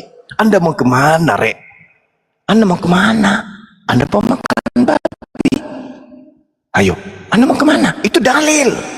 Dan akan mengusir orang-orang yang tidak bersunat. Tidak bisa sehimpun dengan orang Israel, tidak bisa sehimpun dengan orang Islam. Hanya orang Islam dan Bani Israel, Bani Ishak dan Bani Ismail yang bisa ke tempat suci Tuhan, yaitu surga. Karena hanya orang Islam dan orang Yahudi lah kemudian yang bersunat kulub. Orang-orang yang tidak bersunat kulub tidak boleh masuk ke dalam tempat suci milik Tuhan Elohim atau milik Allah Subhanahu wa taala. Bahkan kalau orang-orang Kristen teliti membaca Bible, di kitab mereka, kitab Wahyu 21 nomor 27, orang-orang tidak bersunat haram hukumnya masuk ke dalam surga. Najis. Orang najis tidak boleh masuk ke dalam surga. Orang najis tidak boleh masuk ke dalam Yerusalem. Orang najis tidak boleh masuk ke dalam Baitullah, Bait El atau Betel. Tidak boleh. Nah, jadi makanya di tempat-tempat orang Kristen itu beribadah, ya itu tempatnya mereka. Tapi ke tempat sucinya orang Yahudi tidak boleh. Ingat, orang Yahudi, orang Islam, begitu mereka masuk ke dalam tempat suci, sebelumnya mereka mandi sujud, mandi junub dulu, mandi tahir.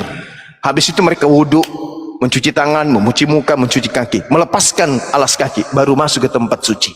Kalau di Kristen, mandi junub tak pernah, sunnah tidak ada pembersihan jasad, dan seterusnya. Padahal Tuhan mengatakan di dalam Mazmur 37 nomor 28, Tuhan Elohim cinta terhadap hukum-hukumnya. Tetapi Kristen, hukum-hukum Tuhan yang dicintai oleh Tuhan dihapuskan dengan mengatakan hukum-hukum Tuhan yang datang kepada Nabi Musa itu adalah kutuk dosa dan itu adalah sampah. Saya kira begitu, Bang Handi dan teman-teman yang lain. Silakan. Oh, Masya Allah. Masya Allah. Tapi kita fokuskan di sini ya, Pak Esau ini sama Pak Niki ini nggak makan babi. Semoga saja juga kedua-duanya ini bersunat. Pak Esau bagaimana tanggapannya? Silakan, Bang. Iya, betul. Kalau kami semua bersunat, emang wajib itu hukumnya. Babi juga itu apa? Kalau tidak ada makanan lain selain babi, itu haram, tidak boleh, terlarang. Ya, intinya hal-hal yang berhubungan dengan syariat kami akui lebih tidak ini Anda ya. Cuman pemahaman dari hal-hal yang sebetulnya Nur buat tentang kalau kebenaran dari satu bangsa yang umi, di mana dikatakan di Sefer Bereshit atau di Ulangan 18 itu kan itu sesuai, sama juga sesuai satu kata-kata yang ambigu yang memang perlu penafsiran lebih konfensif. Dicari literasinya juga memang agak membingungkan karena rabi-rabi kami sudah jauh meninggal, jadi tidak serta merta bisa mencerna putusan. Tapi dengan kenyataan yang ada bahwa nubuatan itu menuju ke satu sosok, yaitu Nabi Muhammad dengan adanya Al-Quran. Hal-hal yang berhubungan itu ya memang harus kita akui sebagai satu kebenaran juga. Ya, hal-hal yang disebutnya nubuat juga dikatakan di dalam Al-Quran. Cuman ya mungkin di sini ada sedikit mungkin saya baca diri sendiri ya, kekurangan pahaman saya tentang Nabi yang terakhir yang datang itu, yang saya masih yakini sekarang adalah Isa bin Masih yang sesuai dengan nubuatan Nabi Muhammad. Mungkin intinya begitu, host, yang saya bisa ucapkan sekarang. Saya terima kasih atas informasinya. Terima kasih. Terima kasih. Ya, Pak Esau. sama-sama, Bang. Ya. Satu lagi nih topik ini. Bagaimana pendapat Anda, Pak Esau, kalau ada semua kepercayaan tidak tauhid, berbeda ajarannya dengan para nabi, begitu. Kalau Anda ini kan tauhid, tinggal syariat saja. Nah, pendapat Anda seperti apa? Kalau pernah ada manusia hadir di muka bumi itu mempunyai unsur ketuhanan dan disembah yang namanya Yesua Masih atau Yesus, bahkan dituhankan. Pendapat Anda seperti apa, Bang? Silakan.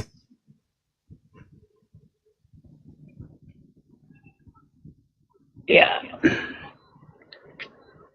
yang saya tahu hal-hal yang berhubungan dengan pengimanan saudara-saudara kita yang menuhankan itu dulunya sih hanya yang saya pahami hanya Dwi Tunggal, di mana ada Allah Bapa dan Anak.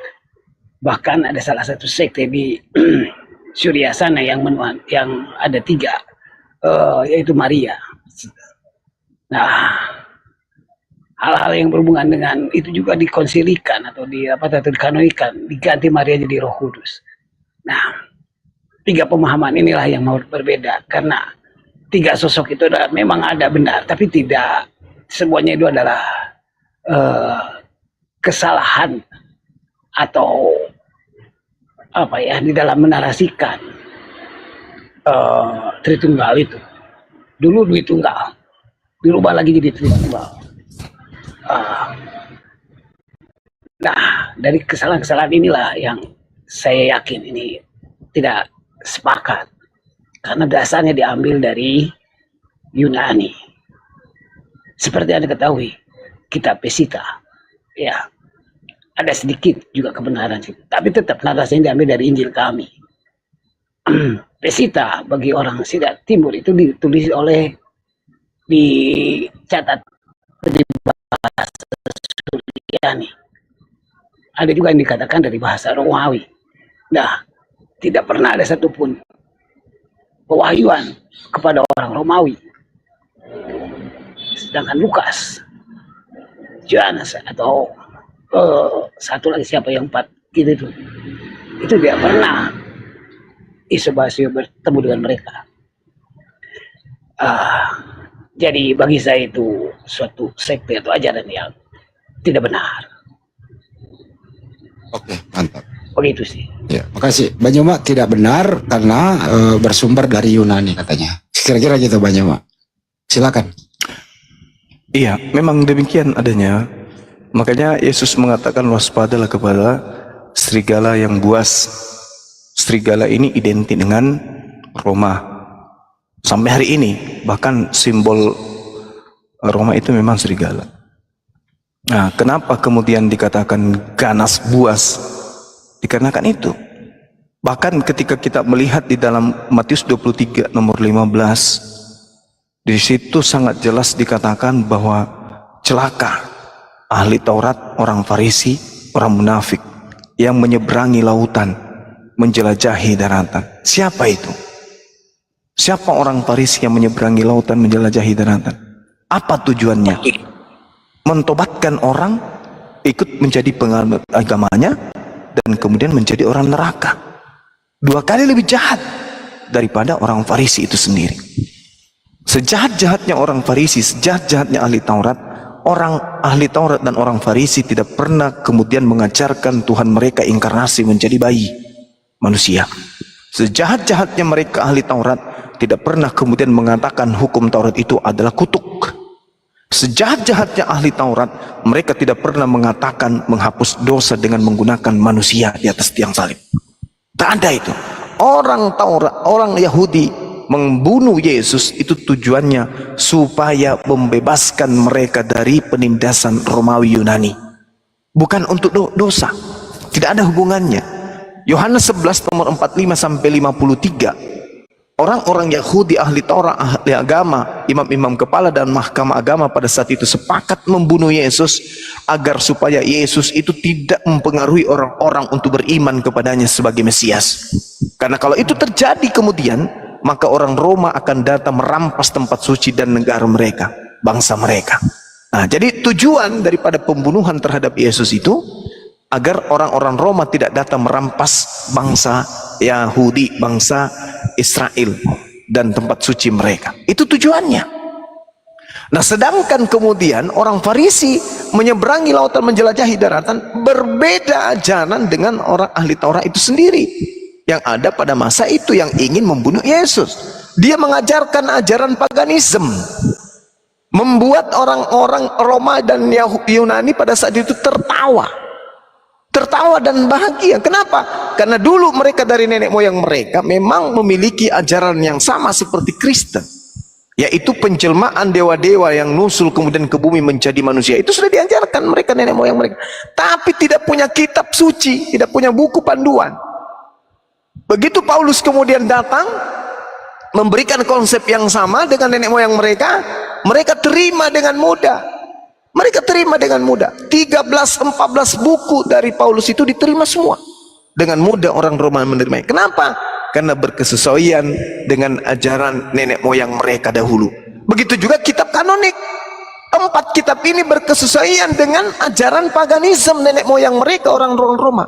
Maka kitab ini digunakan. Sedangkan kitab yang digunakan Nasrani dalam hal ini adalah saudara Esau, itu tidak lolos. Kenapa tidak lolos? Karena mengajarkan tauhid, mengajarkan Yesus itu hanya rasul, hanya nabi, mengajarkan la ilaha illallah, mengajarkan akan datangnya sosok nabi penolong yang lain, yaitu baginda Rasulullah Muhammad SAW. Maka ditolak.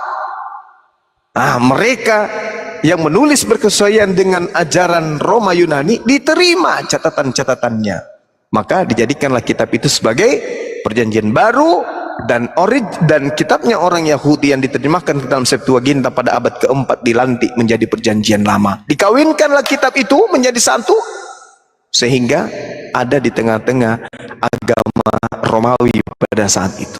Agama Romawi bergeser ke Protestan, bergeser sampai ke bawah, Pantekosta, bergeser ke Advent, bergeser kemana-mana.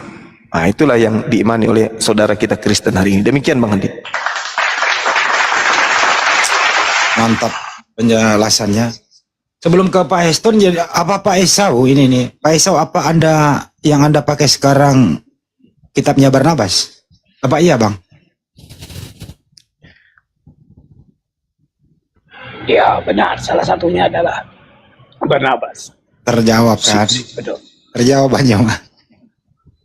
Simon, Apokrif itu, Bang. Apokrif itu tidak dikenal oleh mereka, tidak masuk kanon, gitu ya Pak Esau ya? Iya, betul. Berarti tidak mengimani Yesus ini salib. Enggak, dia nggak mengimani Yesus disalib, enggak, kan tadi udah dijawab sama dia. Yesus Mesias itu diselamatkan menurut dia tadi, udah dijawab. Dia setuju dengan yang ada di Al-Quran. Tinggal satu nih. Saya boleh bertanya sebelum ke Bang Heston? Ya? Enggak, saya dulu. Aku mau bertanya. Silakan. Bunda Rahma nanti. Hari Kamis saja nanyanya. Iya, lanjut. Coba dikit Bun, coba dikit. Terus apa yang membedakan Nasraninya siapa nih? Esau sama Islam? Apa?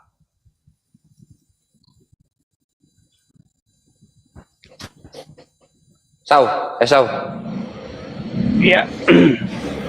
Apa bedanya kita? Ya.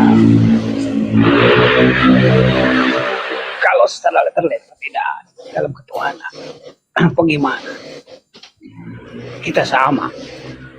Oh. Tapi kalau dari syariat, hal-hal yang memang sifatnya histori atau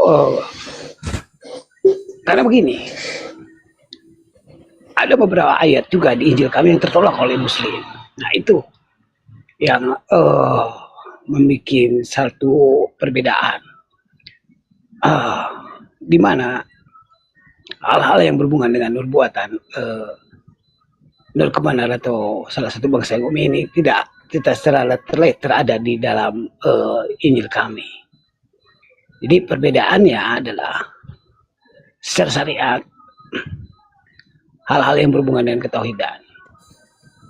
Kami tidak menyebutnya Allah, karena yang saya pahami Elohim itu memang kesebutan. Tapi kalau kita merujuk kepada bahasa Suryani yang memang itu disebutnya Al-Ilah. Rekan-rekan pun tahu bahwa kalau Al-Ilah, kalau kita tulis dalam bahasa Suryani yang memang mendekati bahasa Arab, itu ya sama, alif lam lam ha. Ya, Oke, jadi Tuhannya sama tapi beda penyebutan, beda nama gitu. Iya, kurang lebih begitu. Oh, berarti beda di syariatnya aja ya gitu ya. Iya. Woi. Sabar, Iya, memang dia agak telat dia, Res. Oh iya, maaf, saya orangnya humoris. Oke, lanjut sip, udah nangkep. Lanjut. Bunda silakan. Saya sedikit ya Bang, siapa Bang Esau. Kalau kita baca di Bible ya, yang orang Kristen pakai nih, situ kan tertulis Kisah Para Rasul 13:23, Yesus itu juru selamat bagi orang Israel. Atau di Matius 15, Yesus berkata, aku diutus hanya. Ada kata hanya berarti terkhusus kepada Bani Israel. Seperti di dalam Al-Quran kami pun kan, Yesus itu atau Nabi Isa itu adalah Rasul diutus untuk Bani Israel. Nah, apa nih pemahaman Bapak ini seperti yang Bapak pakai nih? Apa namanya ya, Injil Barnabas, yang apokripa ini yang disembunyikan. Apa di situ Yesus tertulis diutus untuk apa? Ada juga ayat-ayat seperti itu kah? Silakan Bang. Udah dijawab tadi, Bun. Udah dijawab tadi, iya diakui. Nabi Isa alaihissalam Yesus hanya diutus Bani Israel. Ada di Barnabas. Udah dijawab tadi. Berarti dia bukan Bani Israel Bang. Bagaimana itu Bang Esau? Itu dia yang mau didiskusikan tadi mengenai kalau Anda bukan Bani Israel, Anda orang Indonesia, Anda berpatokan kemana? Itulah tadi yang dibahas sama Bang Juma. Coba dijawab Bang Esau. Anda bukan Bani Israel, Anda orang Indonesia, gitu ya. Anda ini bersumber kemana? Berakar kemana iman Anda, terutama beribadah sehari-hari begitu. Silakan Bang. Kalau ke Israelan atau ke Yahudian, seperti saya jelaskan tadi, betul apa yang dikatakan Bang Juma. Terjadilah eksodus besar-besaran dulu, apalagi terjadi dalam masa Hologos ya. Itu menyebar ke seluruh dunia. Ke Asia Timur, termasuk di Indonesia, itu sebaran itu masuk ke Indonesia. Ada 2 pulau terbesar yang masuk ke itu, Sulawesi dan Ambon, tapi yang terbesar di Ambon. Nah, seiring dengan kristenisasi dan memang ketidaksesuaian dengan pihak Kristen, rabi-rabi kami itu lari ke Pulau Jawa. Nah, di Pulau Jawa ini banyak sekali ya turunan-turunan Yahudi yang memang mempertahankan keyahudiannya, dan kami mempertahankan kenasraniannya. Dan ada juga yang udah convert kepada Muslim ya, seperti Ahmad Dhani, Marini atau siapa itu, Yakob, atau mungkin rekan-rekan juga kenal ya, saya pernah dengar satu narasi beliau siapa Billy. Nah itu yang saya pahami ada keturunannya. Jadi hal-hal yang sifatnya kesukuan kami kuat. Begitu. Tapi kalau secara syariat untuk peribadatan, kami bukan di gereja, kami punya tempat ibadah sendiri. Dan kami juga sama menghadapnya ke Beit Mikadas atau Bait Suci, yaitu ke arah barat. Sama dengan Anda di Muslim yang mesti menghadap ke arah barat. Itu sesuai, begitu. Kita lanjut ke topik ya. Dan cuma tolong terangin dong, nanti juga disanggah oleh Esau. Saya pernah membaca Barnabas bab 39 berbunyi begini. Terpujilah namamu yang kudus, ya Allah Tuhan kita, tiada Tuhan selain Allah dan Muhammad adalah utusannya. Barnabas bab 39. Begitu. Apa Anda yakin ini, Bang? Silakan Pak Esau dulu baru ke Bang Juma.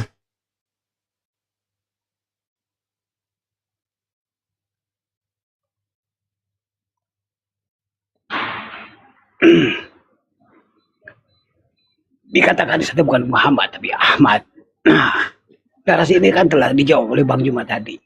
Dan saya mengiyakan karena roh kebenaran dan Ahmad ini satu sosok yang sama, bukan menuju ke roh atau ini, tapi person itu orang yang membawa syariat baru di akhir zaman. Karena ini sifatnya ambigu di ayat-ayat yang lain. Kalau Anda membaca yang lain, itu akan menjadi suatu pertanyaan besar yang harus ditanyakan. Nah, ke siapa menanyanya? Ya, mungkin dalam hal ini kepada para apologet yang memang di Muslim ini mengatakan secara paham tentang Injil dan Bible dan Taurat, karena mereka itu mengimani itu, semuanya mengimani. Jadi ambigu ini tidak bisa saya pecahkan sendiri, harus diskusi, ranahnya bukan debat. Kalau debat kami kalah. Kalau kenapa? Karena 3,5 tahun masa pewahyuannya. Begitu. Baik, terima kasih Bang. Ini bukan debat. Silakan Bang Juma, Barnabas 39. Bagaimana dengan surat As-Saff ayat 6 Bang Juma? Silakan.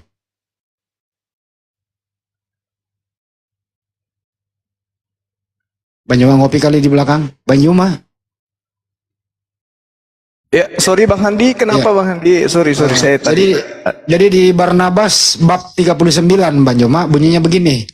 Iya. Terpujilah namamu yang kudus, ya Allah Tuhan kita, tiada Tuhan selain Allah dan Muhammad adalah utusannya. Bagaimana korelasinya dengan surat As-Saff ayat 6? Silakan. Iya. Oke. Jadi di dalam Al-Quran itu memang ada pesan yang dibawa oleh Allah, di mana pesan ini mengurai bahwa Nabi Isa alaihissalam ketika datang di tengah-tengah Bani Israel, beliau mengajarkan kepada Bani Israel akan datangnya sosok Nabi yang sama seperti Musa, yang kemudian disebut dengan sebutan nama Ahmad. Di situ jelas sekali dikatakan oleh Allah Subhanahu wa Ta'ala.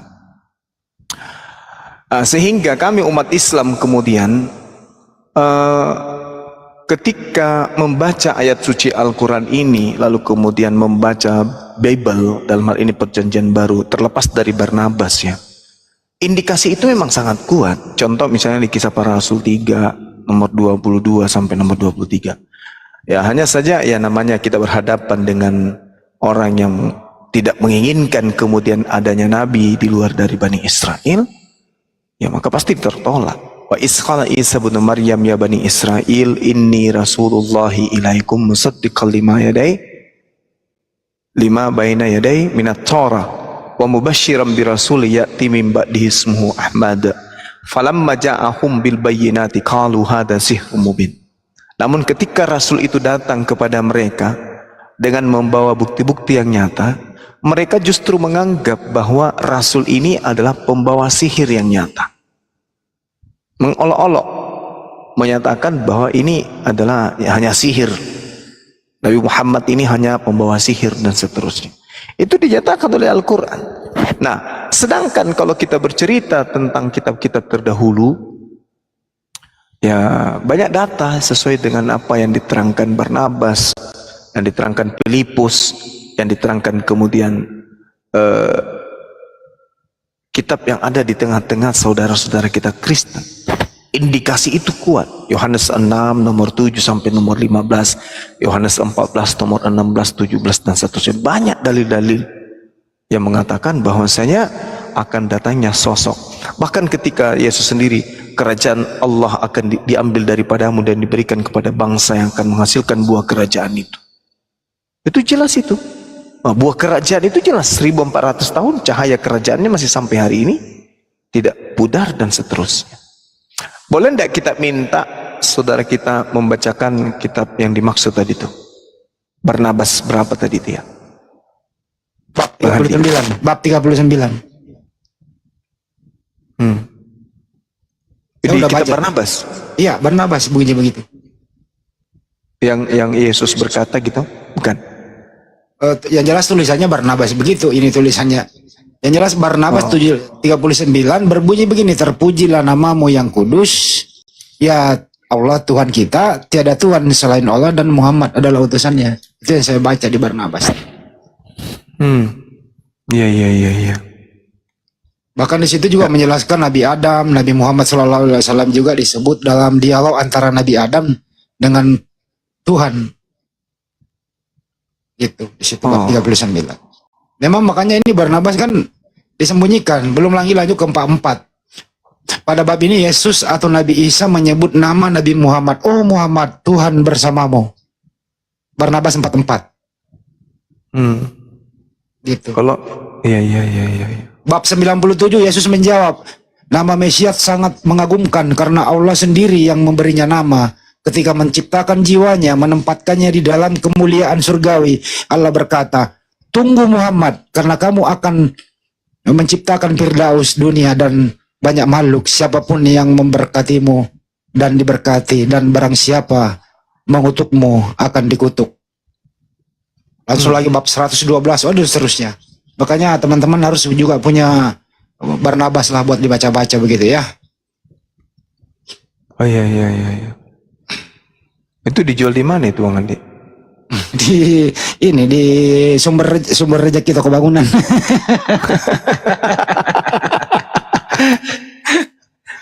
Allahu Akbar, Masya Allah. Cobi-cobi anggota. Itu dibaca Bunda Rama tuh. Ada di Google lah. Kalau saya sukanya membaca ini Filipus 49 ketika Nabi Isa kemudian bersama Maria itu menikah. Suka saya baca itu. Udah Bunda Rama ya, biar orang pada tahu nih. Nah, ini Bunda Rama mau bacakan sama dengan bacaan saya. Dibuka mic-nya Bunda, kenapa enggak buka mic kalau ngomong? Noise. Aku noise. Enggak, Noise ya? Enggak. Suka saya baca itu.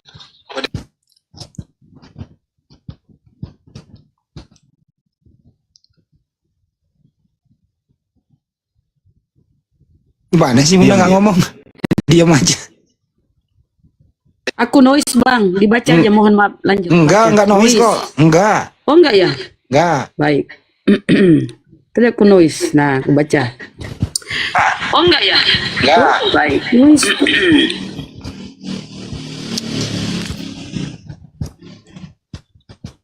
Yang jelas tadi saya udah baca. Yang jelas tadi saya udah baca situ. Kira-kira gitu Bang. Yang jelas tadi saya udah baca situ. Kira-kira gitu Bang. Bentar noise ini Bunda. Noise Bunda, noise. Dimut. Kira-kira begitulah yang tampil di layar teman-teman. Baca dalam hati aja.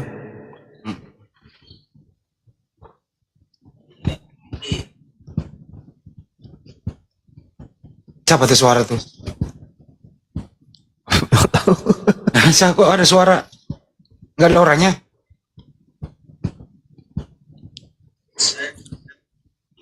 Oh ada dokter, dokter di luar kantor. Iya nggak apa-apa dok, nggak apa-apa. Silakan bicara dok.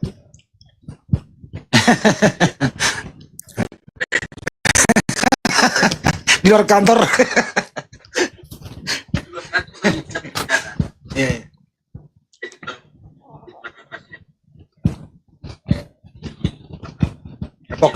Apokrip.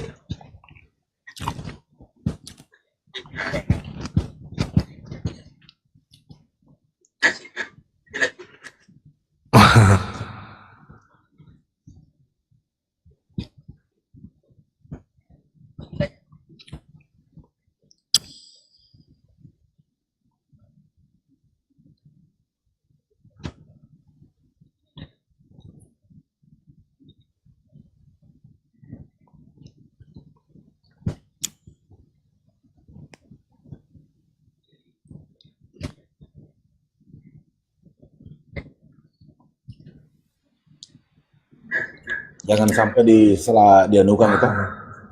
Sampai dianukan. Assalamualaikum warahmatullahi wabarakatuh. Waalaikumsalam warahmatullahi wabarakatuh. Telah coba deh, Ya, siap tuh. Kedengeran dok.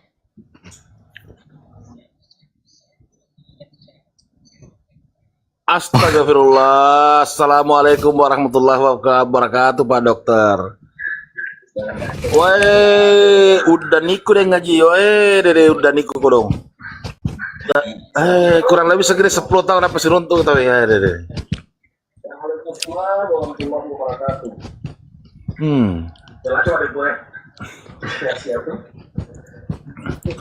Kayak ada 10 tahun baru ketemu kini, dok ini.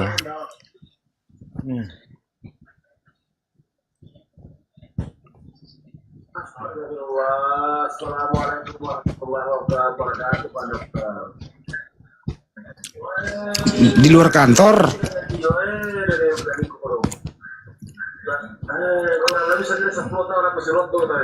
Ya udah, kita kembali ke topik dulu ya. Kita ke Pak Niki dulu deh. Pak Niki juga mungkin Nasrani juga nih, Pak Kristen nih, Pak Niki. Silakan Bang Niki, maaf dari tadi gak disenggol nih. Silakan Bang Niki. Buka mic-nya Bang Niki. Ya, silakan Bang. Lagi dengar aja, aman. Anda Nasrani apa Kristen? Kristen Bang. Oh, Kristen begitu. Ada mau ditanyain mungkin Bang? Atau ada tangkapan tadi? Tadi saya diskusi pertama sama beliau. Iya, ya. Terusin lagi sama Banyu. Apa yang mau ditanyain sama Banyu? Mak, silakan. Nantilah, belum dapat ini.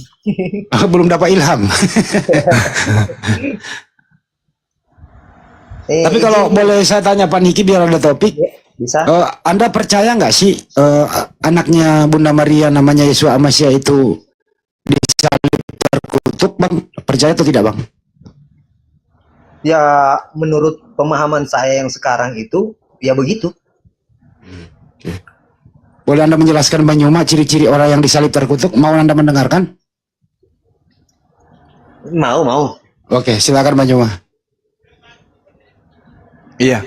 Jadi kalau berbicara mengenai yang disalib ini orang terkutuk dan tidak ada satupun dalil yang mengarah kepada Yesus yang mana Yesus ini pantas kemudian untuk disalibkan.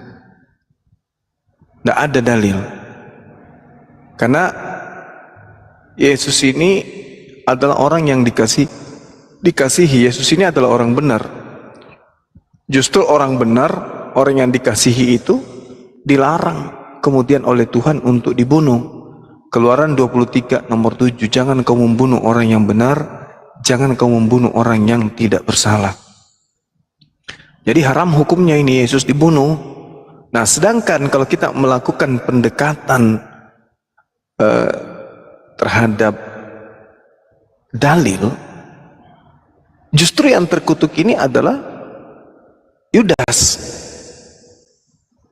Makanya saya mengatakan bahwa yang disembah oleh saudara-saudara Kristen selama kurang lebih 2000 tahun itu adalah Yudas. Karena hanya Yudas yang terkutuk di atas tiang salib. Belum lagi ketika kita jadikan rujukan surat Paulus Galatia 3 nomor 13, ada tertulis terkutuklah orang yang mati di atas tiang salib. Nah, ini tertulis di mana? Ternyata tertulisnya di Ulangan 21 nomor 22 sampai nomor 23. Berarti yang mati di atas tiang salib ini adalah orang yang dikutuk oleh Elohim. Dikutuk dikarenakan dosanya sepadan dengan hukuman mati. Nah, hukuman mati berlaku kepada orang yang terkutuk, di mana salah satu kutukan itu adalah karena dia makan uang suap.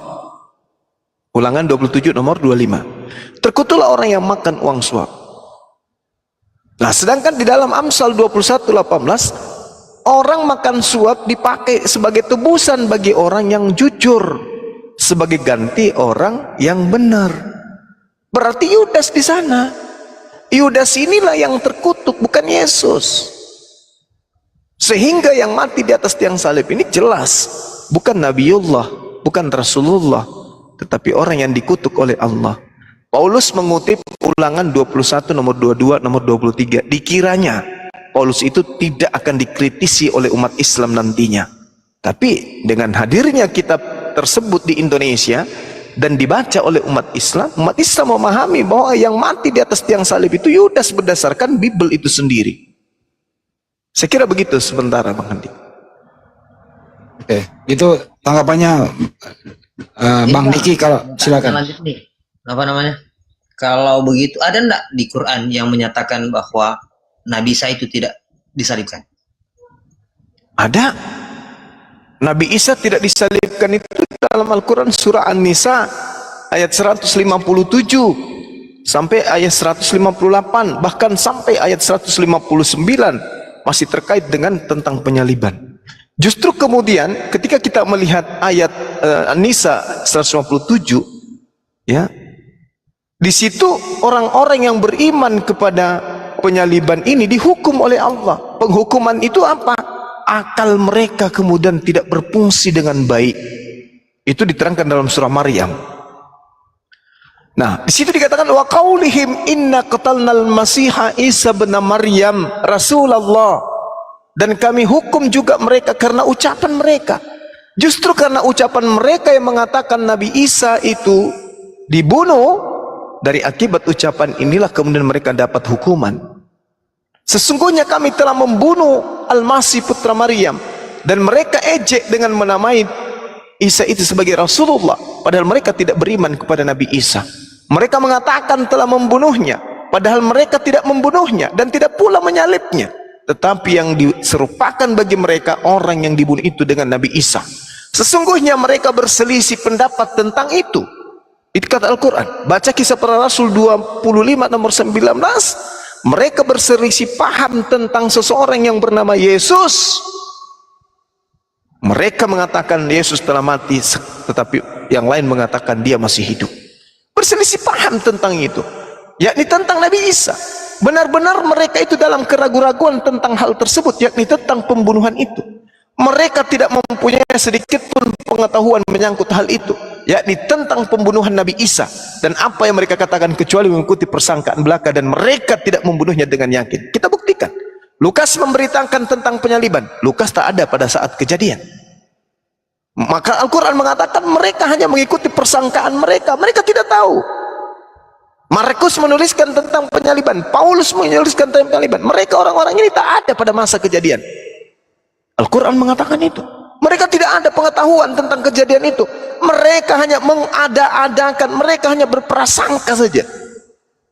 Dan memang betul, tak ada satupun manusia di tengah-tengah Bani Israel yang menunggu detik-detik kebangkitan Yesus dari kubur. Tak ada. Itu hanya cerita yang muncul dari barat kemudian. Tak ada satupun. Tak ada. Kalau ada, coba tunjukkan. Saya berhenti menjadi apologet. Kalau ada orang murid Yesus yang begitu setia menunggu Yesus, yang begitu setia menemani Yesus, yang begitu banyak Yesus memperlihatkan mujizat kepada mereka, ada tidak satu orang pun di antara mereka yang menunggu detik-detik kebangkitannya di kubur, dari kubur? Tidak ada satupun.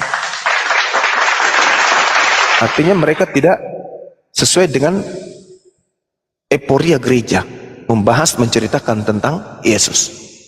Nah, itu dia. Jadi Al-Quran mengatakan Nabi Isa itu tidak disalibkan, akan tetapi aku angkat dia. Barrafa'ahullahu ilaihi wa kana Allahu azizan hakiman. Tetapi Allah telah mengangkat Nabi Isa ke hadiratnya.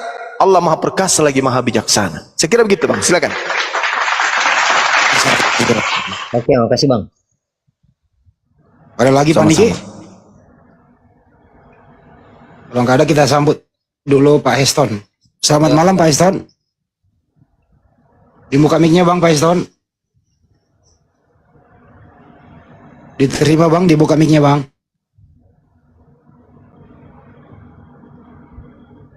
Oke, kalau belum bicara, Pak Niki tadi penjelasan Bang Yuma, Anda paham apa, seperti apa, atau ada sanggahan Pak Niki? Paham sih Bang, kalau tentang bicara begitu paham. Cuman ini ada beberapa teori tentang Saya udah malam di sini. Ntar dulu Pak Niki, kenapa Pak Isau? Pak Isau kenapa? Saya izin turun Bang, karena terima kasih. Oh iya Bang, makasih Bang ya. Terus belajar Bang. Makasih Pak Esau. Silakan Bang Niki dilanjutin. Kalau bicara tentang disalib dan tidak disalib, ada satu ajaran kalau di Kristen nih, bahwa kematian Nabi Isa itu diharuskan meninggal, ya kan? Maksudnya? Kira-kira mirip lah sama Nabi Musa lah, mati dan dibangkitkan. Karena kalau menurut Kristen itu bahwa Nabi Isa itu datang diutus, dikirim Allah, ya Nabi Isa itu untuk jadi penebus umat manusia. Nah makanya yang Smith bilang itu kan dikirim, ternyata kalau menurut ajaran Islam itu cuma khusus bangsa Israel. Dan ya dijelaskan Bang Juma tadi,